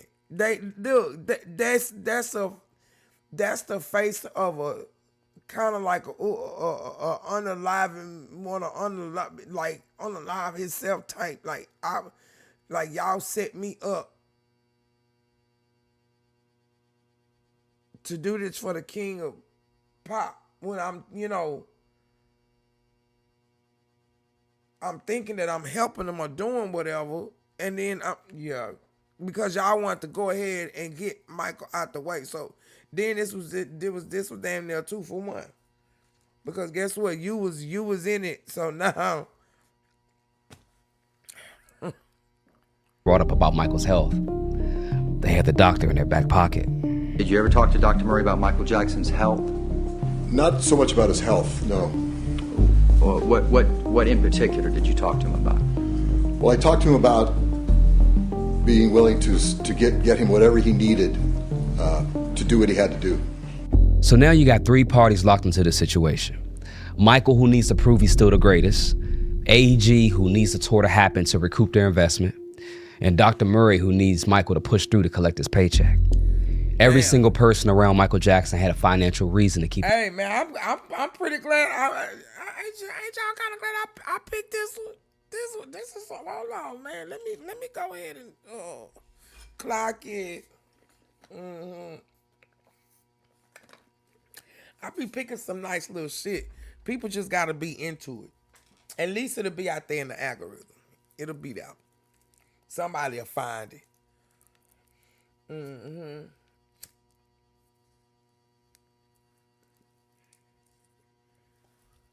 Okay, yeah, I like this. Let's go. I'm going. And for a while, it looked like it actually might work. In the This Is It documentary, Michael looks incredible. He's dancing, he's directing the band, he's obsessing over every detail the way he always did. You're going down, down, down, down, down. But what the documentary didn't show you is what's happening in between the rehearsals. Michael was losing weight, he was missing rehearsals. One of the show engineers even emailed that MJ is not in shape enough yet to sing this stuff. Oh, wow. MJ is not in shape enough yet to sing this stuff live and dance at the same time. Sing live and get his stamina back up once he is healthy enough. This is crazy. This is how his daddy pushed him. He just never thought he was good enough. He had to keep going. He gambled with life. That's it. Life is a gamble too. Just like how people go out there and gamble, and lose all that shit. It's the same thing. Like, ooh, you're a good storyteller, sir. Let me see. Am I following you? Yep. Let me go ahead and thumbs that up. Yeah, Mr. J Diggs. Shout out to you, sir. You did this. Yeah.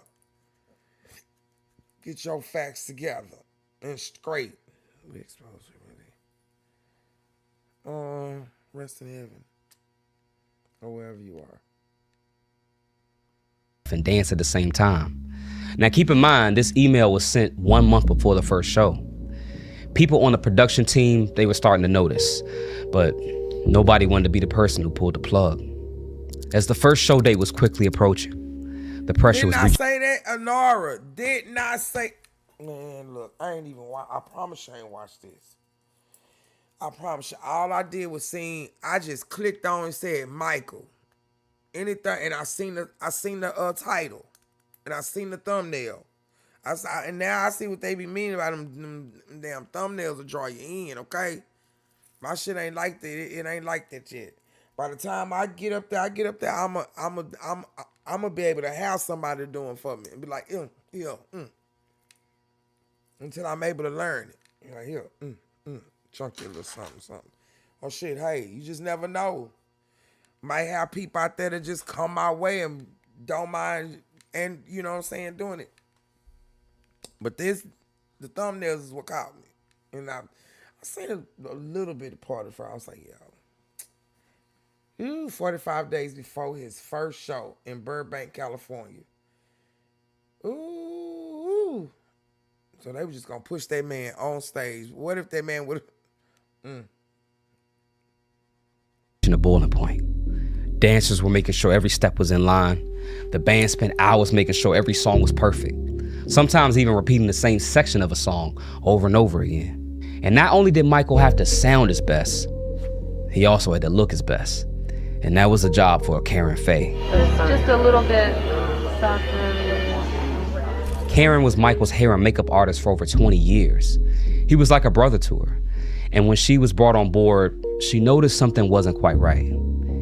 In an email, she wrote to one of Michael's managers, Frank DeLeo, "I have seen with my own eyes him deteriorate physically in a month." Damn. Karen also had friends who were fans and would sometimes spend time with Michael at different events and backstage meet and greets. In a month before the first show date, emails from those fans started coming in. One fan wrote, "Michael is too thin. When we hugged, I felt there was literally nothing to him." In another email, a fan wrote something that's even more chilling. "Last week I was in LA with a friend to see Michael.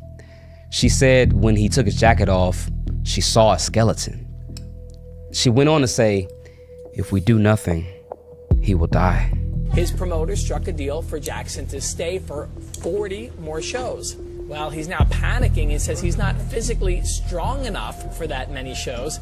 He says he's not a big eater, and if he doesn't put on some weight, he'll never get through it. Karen became terrified for Michael.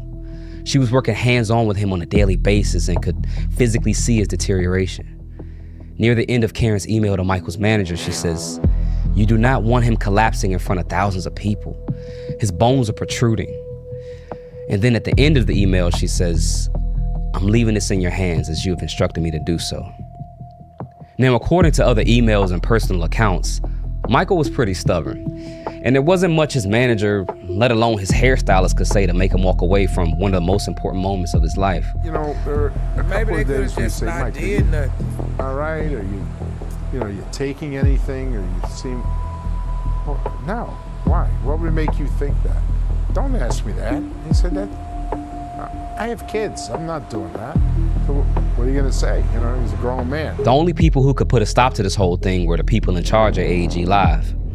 Randy Phillips, Paul Gongaware, and their boss, Tim Lawicki. Now, if you don't know Tim Lawicki, he was the president of the Denver Nuggets in the 90s. And in 2005, he was actually indicted by the Department of Justice for orchestrating a bid rigging scheme. But in 2009, he's the big boss at AEG. June 19, 2009, 3 weeks before the first show, production manager John Hudal, one of the guys on the ground watching Michael rehearse every day, he sends an email to Randy Phillips. MJ was sent home without stepping foot on stage. He was a basket case, and Kenny was worried he would embarrass himself on stage, or worse yet, be hurt. The Kenny he's referring to is Kenny Ortega. Now, Ortega was the show's director and choreographer. He'd worked with Michael before on the Dangerous and History tours. He knew Michael. He knew what Michael looked like when he was on. And Kenny Ortega was also the producer of High School Musical. Y'all remember that on Disney? High School Musical. He knew what he looked like when something was wrong. And can you describe what you personally observed on that day, June 19th, 2009? That my friend wasn't right, that he wasn't well. There was something going on that was deeply troubling me. And of course, by my friend, you mean Michael? Yes. Michael Jackson? Yes. The next day, Ortega sent a panicked email to Randy Phillips. He said Michael appeared weak and fatigued, that he was trembling, rambling, and obsessing. And Ortega recommended Michael have a psychological exam. Randy responded, but he didn't seem too concerned. Now, if you remember a few months ago, Randy said that we need to pull the plug now, which would have been the right call, but now he's in too deep. Now, Kenny wasn't satisfied with Randy's response, so he wrote back. "I honestly don't think he's ready for this based on his continued physical weakening and deepening emotional state. It is reminiscent of what Karen, Bush, Travis, and I remember just before he fainted, causing the HBO concerts to be canceled." Now, this is a pivotal moment. All the alarms are going off. Michael's falling apart. The fans can see it. The show director, the man that's closest to Michael creatively, he's yelling out loud in the email that putting Michael Jackson on stage was dangerous. And what did Randy Phillips do? He sent an email. Well, he sent a few emails, but it's what he said in those emails. You know they say you work more when you not here. A legend. No, that ain't a legend. That would be Michael's demise. Instead of canceling rehearsals, instead of bringing in a medical team, calling Michael's family, he emails Kenny back and he says, "It is critical that neither you, me, or anyone around this show become amateur psychiatrists or physicians." Then he goes on to sing Dr. Murray's praises, and he writes, "The doctor said, Michael is not only physically equipped to perform, and that discouraging him to will hasten his decline instead of stopping it." Randy says that this doctor is extremely successful. "We check everyone out and does not need this gig, so he is totally unbiased and ethical." You almost have to laugh at the way that he wrote the last part. It's kind of like, here, climb in my... You just found the doctor that was just a crash dummy that needed the money. Y'all went and got a random doctor. Let that sink in. A random doctor. Not even in the same time. Whatever. Man, I promise I won't kidnap you. You can trust me. Now, what makes this even more sinister is that Randy emailed his boss, Tim, in response to this and said, "This guy is really starting to concern me," referring to Kenny Ortega. This guy is really starting to concern me. Read his email and my response. Dr. Murray and I are meeting with MJ at 4 p.m. today at the Forum RP. Why is Randy Phillips sending these to you? I don't know. You should ask Randy. And what was it? What concerned you about Mr. Ortega's email to you? Yeah, I don't remember. So Randy and Tim end up calling a meeting at Michael's house. Randy, Tim, Kenny, Michael, and Dr. Conrad Murray. Now, before we talk about the meeting, it's important to look at an email that Paul Gongaware sent Kenny Ortega a few days earlier.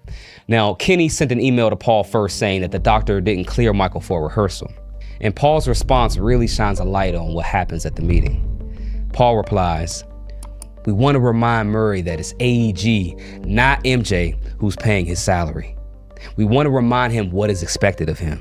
Mr. Gongaware, I want to direct your attention to the middle of the first page. Based on the assumptions that AEG is your company and MJ is Michael Jackson, do you have an understanding of what that means? No, I don't understand it because we weren't paying his salary. So why would you write that? I have no idea. At the meeting, according to a police detective summary, when Ortega got in Michael's face about his concerns, Dr. Murray told everyone in the room, "You're not a doctor, butt out." The one person raising the alarm got silenced by the one person with the biggest financial incentive to keep things moving. When I had a meeting at the house with AEG officials, and they pointed to Michael, the guy who could not pay me for months after taking care of him, that he was penniless, I was shocked. As it was that time when Michael came to me trembling and trying to get me away from the AEG official, who was Randy Phillips. I was shocked out of state. I should have just picked my bags up and leave. Behind the scenes for weeks, Dr. Murray was giving Michael nightly infusions of propofol, a surgical anesthetic, just to get him to sleep. We have a gentleman here that needs help, and he's not breathing yet. He's not breathing, and we're trying to pump him, but he's not. Okay. Okay, how old is he? He's 50 years old, sir. 50? Okay. He's unconscious, he's not breathing? Yes, he's not breathing, sir. And on the morning of June 25th, 2009, the doctor gave Michael a series of other drugs. But when Michael still couldn't get to sleep after a long night, he gave him 25 milligrams of propofol. Michael was finally able to get to sleep. Except this time, he never woke up.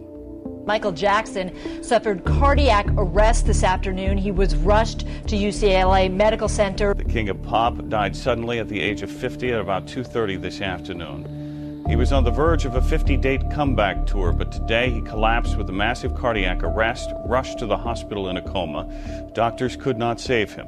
This was 5 days after the meeting. Them people said, I'm telling you, man, everybody know that. I know it's a lot of people think the same way that I do. They sent that man, and that man didn't. 5 days after Randy Phillips, Paul Gongaware, Tim Lawicki, and Dr. Murray ignored Kenny Ortega's warning and did everything in their power to make sure the show went on. You had your cell phone. I had my cell phone. You didn't call 911. I did not call 911. You called his assistant. Yes. To call security. Yes. This is a vital time. Conrad Murray was arrested and charged with involuntary manslaughter. Because you so worried about trying to keep him. During the criminal trial, prosecutors argued that Murray acted recklessly by using a surgical anesthetic to treat insomnia and was criminally negligent in Michael's death. The jury agreed and Murray was convicted. The court has determined that the appropriate term is the high term of 4 years imprisonment. But that's not the end of it, because the real question was never just about Murray. It was about the people who put him there. In 2010, Michael's mother, Catherine Jackson, filed a wrongful death lawsuit against AEG Live on behalf of herself and Michael's 3 children. The lawsuit accused AEG of putting their desire for profits from the This Is It tour over the health and safety of Michael. They were seeking $1.5 billion in damages. The trial lasted 5 months. Dozens of witnesses testified and 250 pages of internal documents. The jury made their decision. AEG Live never would have agreed to finance this tour if it knew Mr. Jackson was playing Russian roulette every night in his bedroom. In the end, it seems the jury was persuaded by that argument, ruling once again that AEG did hire Conrad Murray, but that Conrad Murray was not unfit for the job, and in other words, AEG was not culpable for his death. The verdict means that the Jackson family essentially walks away with nothing. AEG's lawyers, they argued that Michael Jackson was a 50-year-old man responsible for his own health, who had a history of doctor shopping. They said AEG Live did not have a crystal ball. But there was one thing that they could see coming: the money. One of the darkest revelations in the trial came a week after Michael's death. Weeks after the man they watched deteriorate and push forward anyway was gone, Randy Phillips sent one more email. Michael's death is a terrible tragedy, but life must go on. AEG will make a fortune from merch sales, ticket retention, the touring exhibition, and the film and DVD. Didn't I say that? Didn't I say that, y'all? I said that, right? Okay, all right. Okay, you on your shit. Okay. And they did. AEG was allowed to sell Michael Jackson tour merchandise. They shared in the profits from the This Is It documentary, a film made entirely from rehearsal footage of a man who they knew was at the end of his rope. So, Michael's gone, the doctor served 2 years, and the corporation walks free.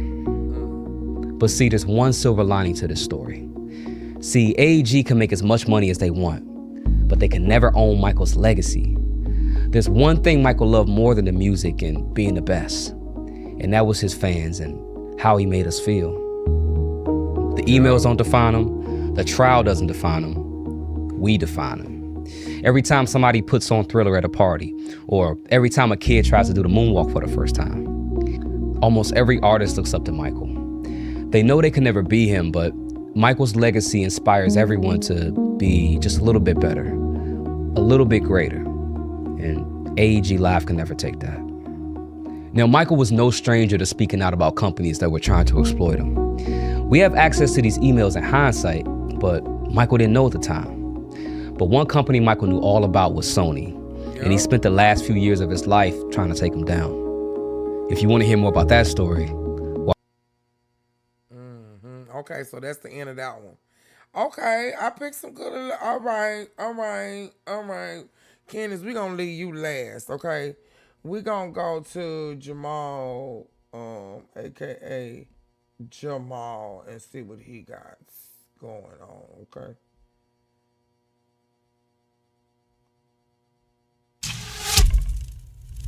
I watch him. I like. Hold on. So this movie ain't out yet, right? All right, welcome back to the channel again, ladies and gentlemen. Thank y'all so much for coming over. We're back on the J Diggs channel. Now, I'll leave this in the description so you guys can check out more and even subscribe. This title is tripping me out. It says, "The Michael Jackson movie controversy is insane. New lawsuits, reshoots, family war." Oh my goodness, man. Boy, you know, I seen the trailer. I can't remember when it's actually supposed to come out, though. We ain't gonna waste no more time. Let's jump right into it. The Michael Jackson movie is set to hit theaters in just a few weeks on April 24th. Okay. The trailer broke record for the most views in 24 hours for a biopic, and fans are excited. Oh, he kind of sound like the dude we were just listening to. Wait, let me see. Do he got the person in the...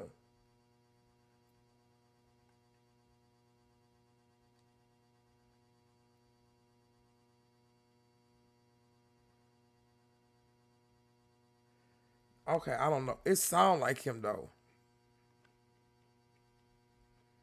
That we're finally getting a blockbuster release for a Michael Jackson movie. But behind the scenes... It is him. Look, I ain't even know that. Look at that. Look at that. I'm glad I played his thing. Look at, you see how the universe just kind of get. I ain't even know this. Nora. Oh, your girl is good. I cannot wait until I have thousands people just pull up just to see me react to random shit, and we just, you know what I'm saying? Y'all just see me just speak it into existence. Just be down. Oops, excuse me. Look at that. That's him. Yeah, you intrigued too, ain't you?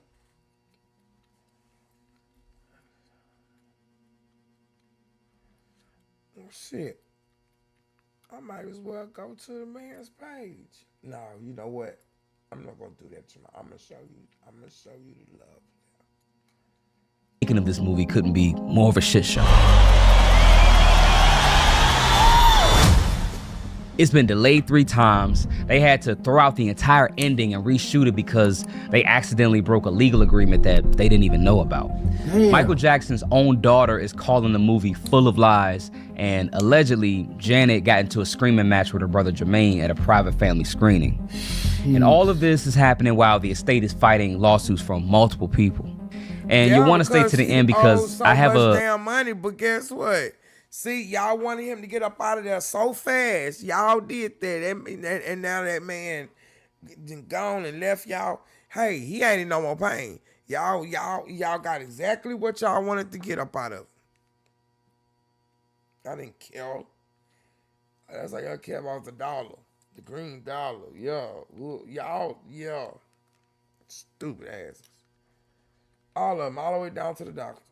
a little bit of bad news about the movie that's not 100% confirmed, but all sources point to it. And it might be a little bit of a spoiler, so I warn you guys before I talk about that. The good news is that...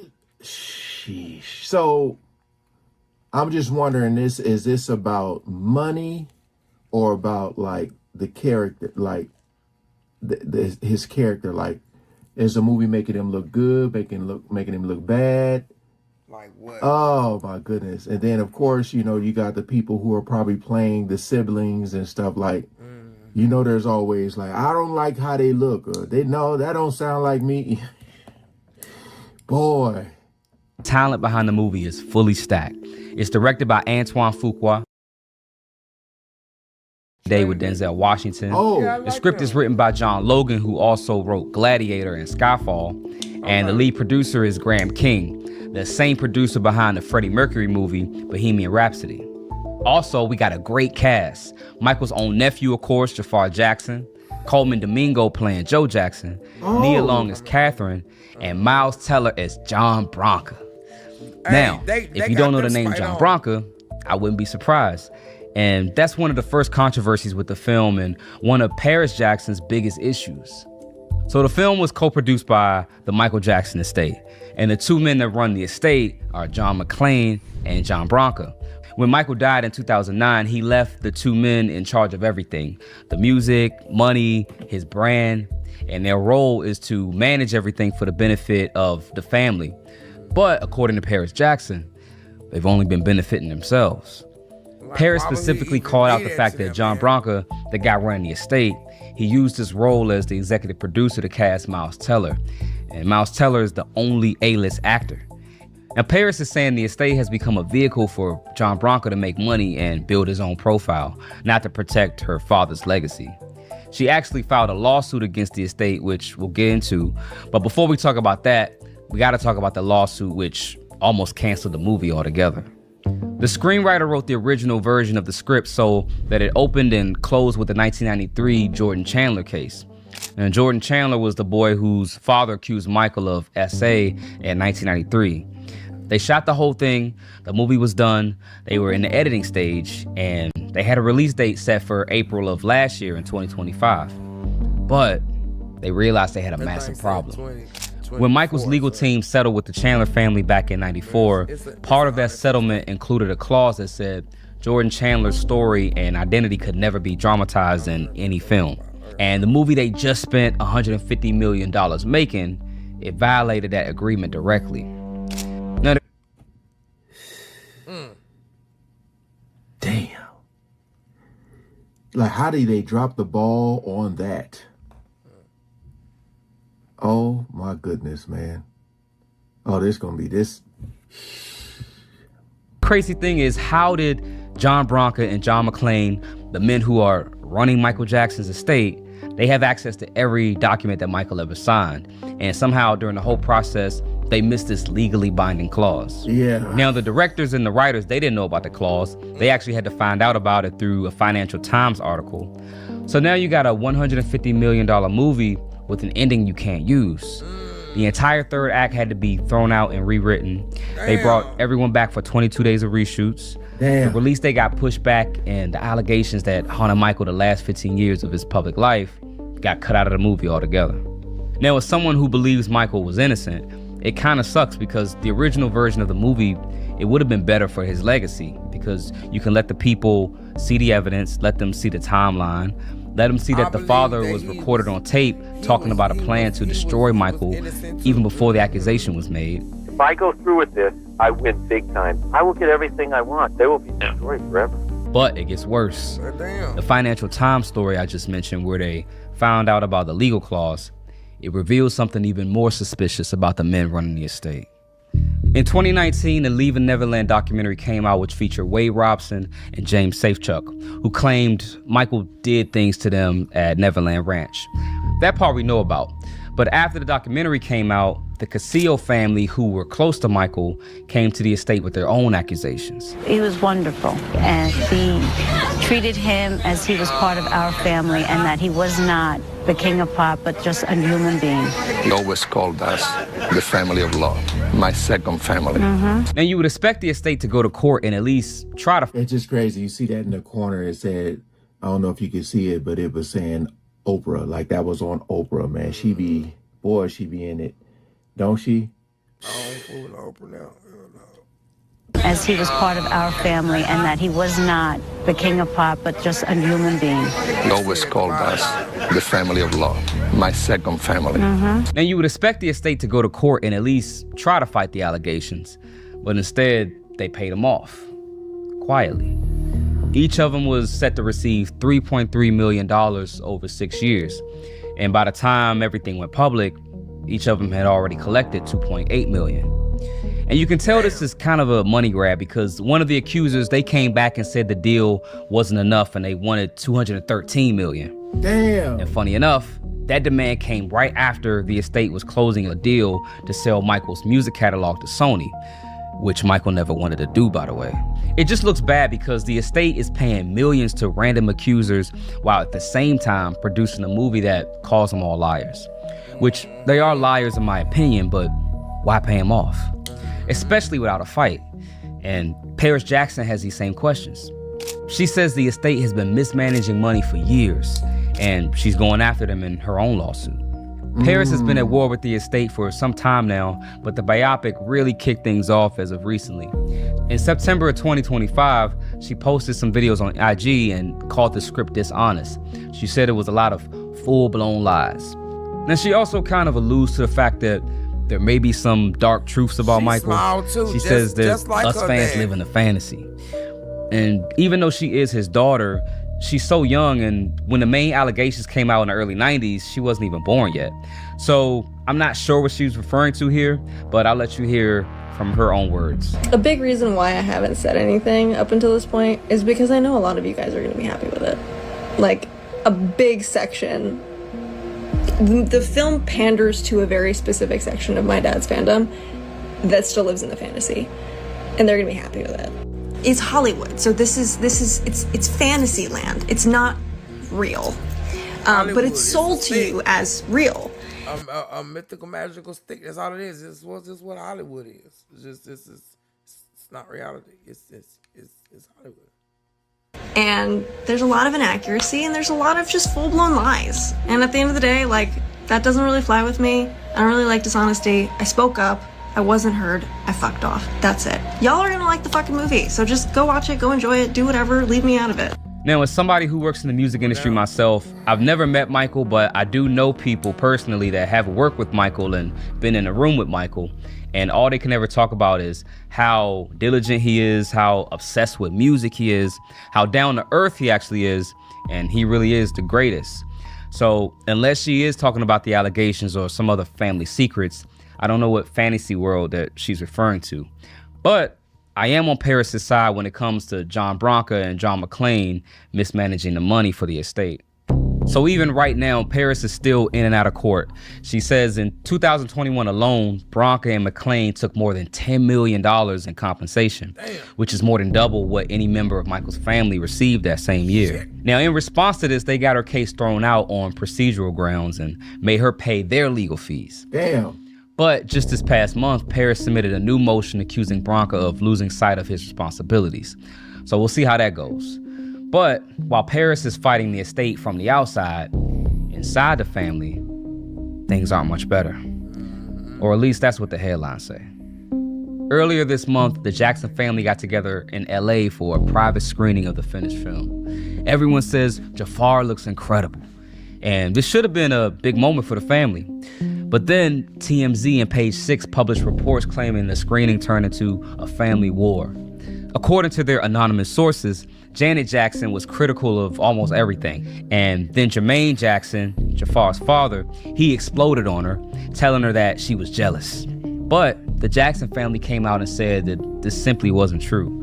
Janet's nephew, Austin Brown, said on Instagram that this was a lie.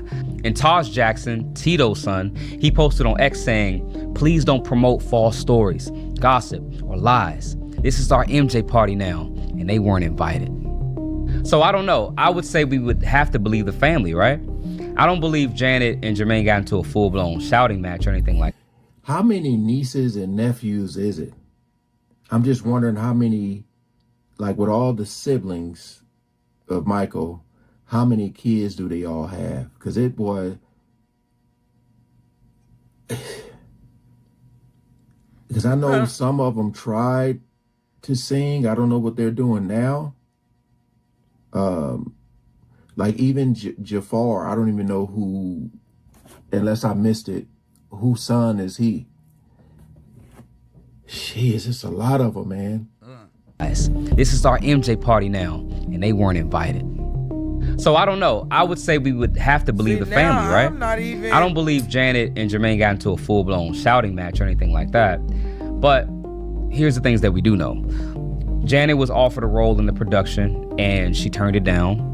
She hasn't publicly endorsed the movie, and she's been supporting Paris in her legal fight against the estate. Exactly. So even if the screaming match... That means, yeah, I'm not gonna go see that movie. They can have it. Damn, I don't know. Maybe it was good. It ain't. It's maybe just this was meant to happen. Yeah. Didn't happen. There does seem to be a little bit of division. So while all of this is happening, the Michael Jackson estate is still fighting multiple lawsuits from people accusing Michael of abuse. And ironically, everything is timed right around the movie. The two men from Leaving Neverland, Wade Robson and James Safechuck, they have a trial coming up this November. Their combined lawsuit against Michael's company is seeking $400 million in damages. Lord. Now, this case has been going back and forth through the courts for over a decade. It's been thrown out twice and brought back twice on appeal. And their lawyer criticized the estate in a statement that he made to Rolling Stone. He says they want the Michael Jackson biopic to come out before the trial. These corporations that facilitated the abuse in the first place, they're rewriting the history. Now, on top of that, the director of Leaving Neverland, Dan Reed, he's in the middle of making the trilogy that's going to cover the actual trial in November. So you got a documentary filmmaker building a counter narrative in real time designed to undermine the Michael film.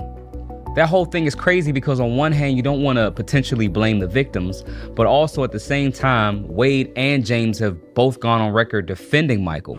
Are you still friendly with Michael? Yeah, we still talk every couple months, catch up. You do, really? Well, what's he like? What's he like? He's a good guy. Is he a good guy? Yeah. Show me where he touched you.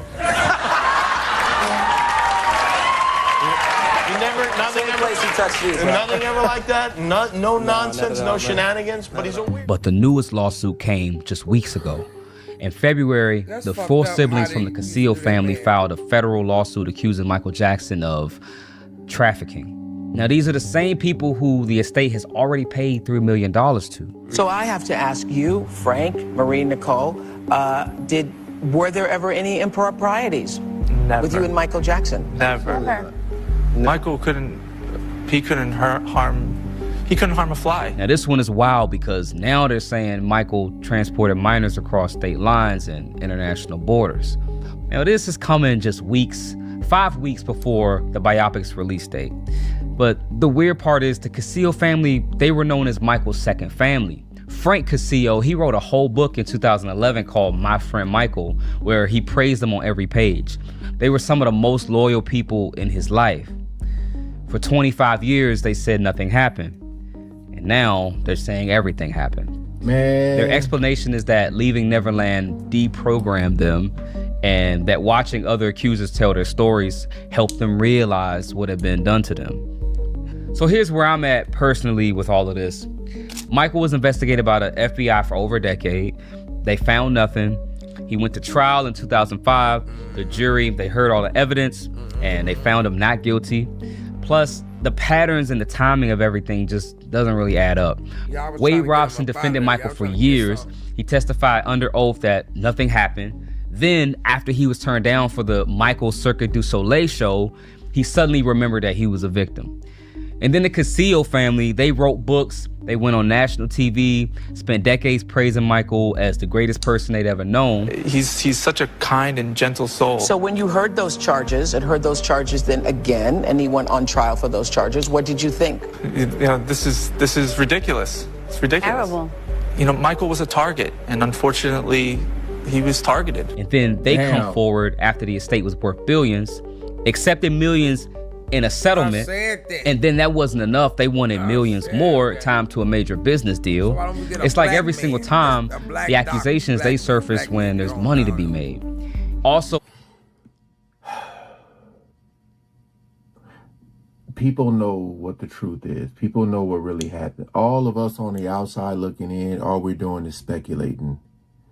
But when you see this, like, the money that people are asking for, it does raise your eyebrows and go, I don't know. Because you're talking about they got millions, and then this, you know, the music catalog, $700 and something million, and now they're asking for more. It's just like, you just, boy, saying all them years he's a great guy, and now this is tough. This is tough. with every new allegation and settlement, they can't be sued for defamation because you can't defame a dead person under the law. So there's no risk to accusing Michael Jackson of anything.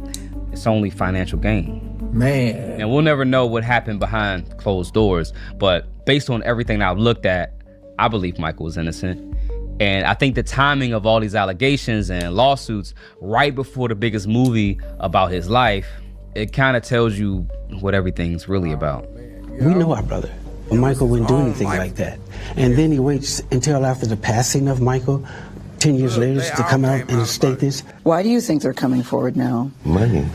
You think it's all about money? Well, it's all about money. It's always been about money. All right, so now I got to give you guys a potential spoiler warning because we have to talk about the biggest effect that the lawsuits have on the movie. So remember, the original cut of the movie was almost 4 hours. And because of the Jordan Chandler legal clause and all the new potential settlement payments, not only did they have to cut things out of the movie, but sources say that they decided to split the movie into 2 movies. And what sucks about this is that they're saying that the first film is only going to cover up to the Off the Wall era. But when you watch the trailer, it's full of Thriller and Bad era footage.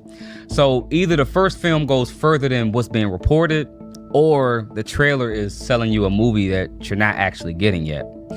But worse than that, Lionsgate hasn't even officially confirmed the second movie yet. Damn. So it seems like most of the iconic era of Michael's career, Thriller, Bad, and the moonwalk at Motel 25, that might be saved for a movie that hasn't been greenlit yet.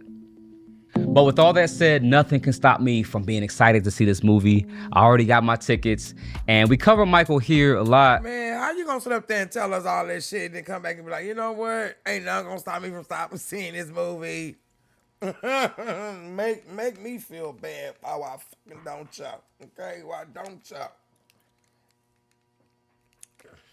See, this is at the end. On the channel, so I'm probably gonna do a So this is gonna be the last one for tonight, cause I gotta get up and go to work. Well, I'm gonna sleep in for a little bit before I go in. They already know. So we gonna finish this one. Yo, then we gonna be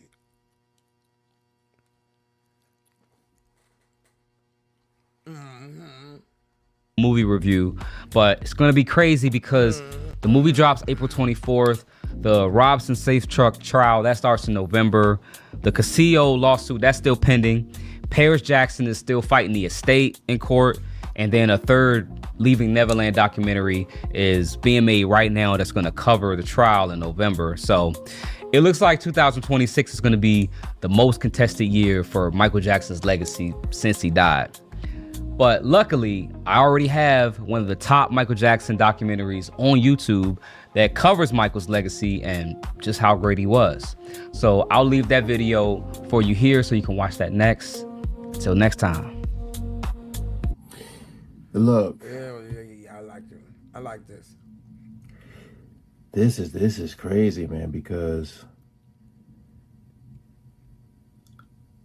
I mean, who's to say they'll even release the first one? You say you ain't got it green lit for the second part? Well, that's gonna that is gonna be one hell of a cliffhanger, right?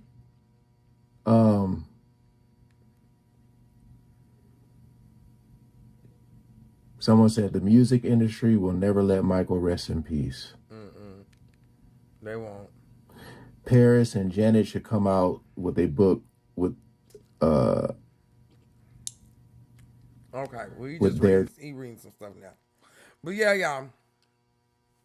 Thank you so much for being here, Nora, and everybody else who dipped in and dipped out. Okay, go ahead and take my glasses off so I can be ready. Okay.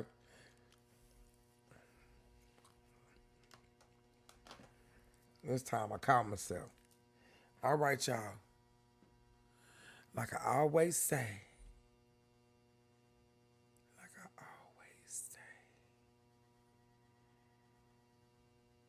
Love many, trust few, always paddle your own canoe. My eyes are open, by the way, y'all. They just Chinese right now. My eyes are open, by the way. They are open.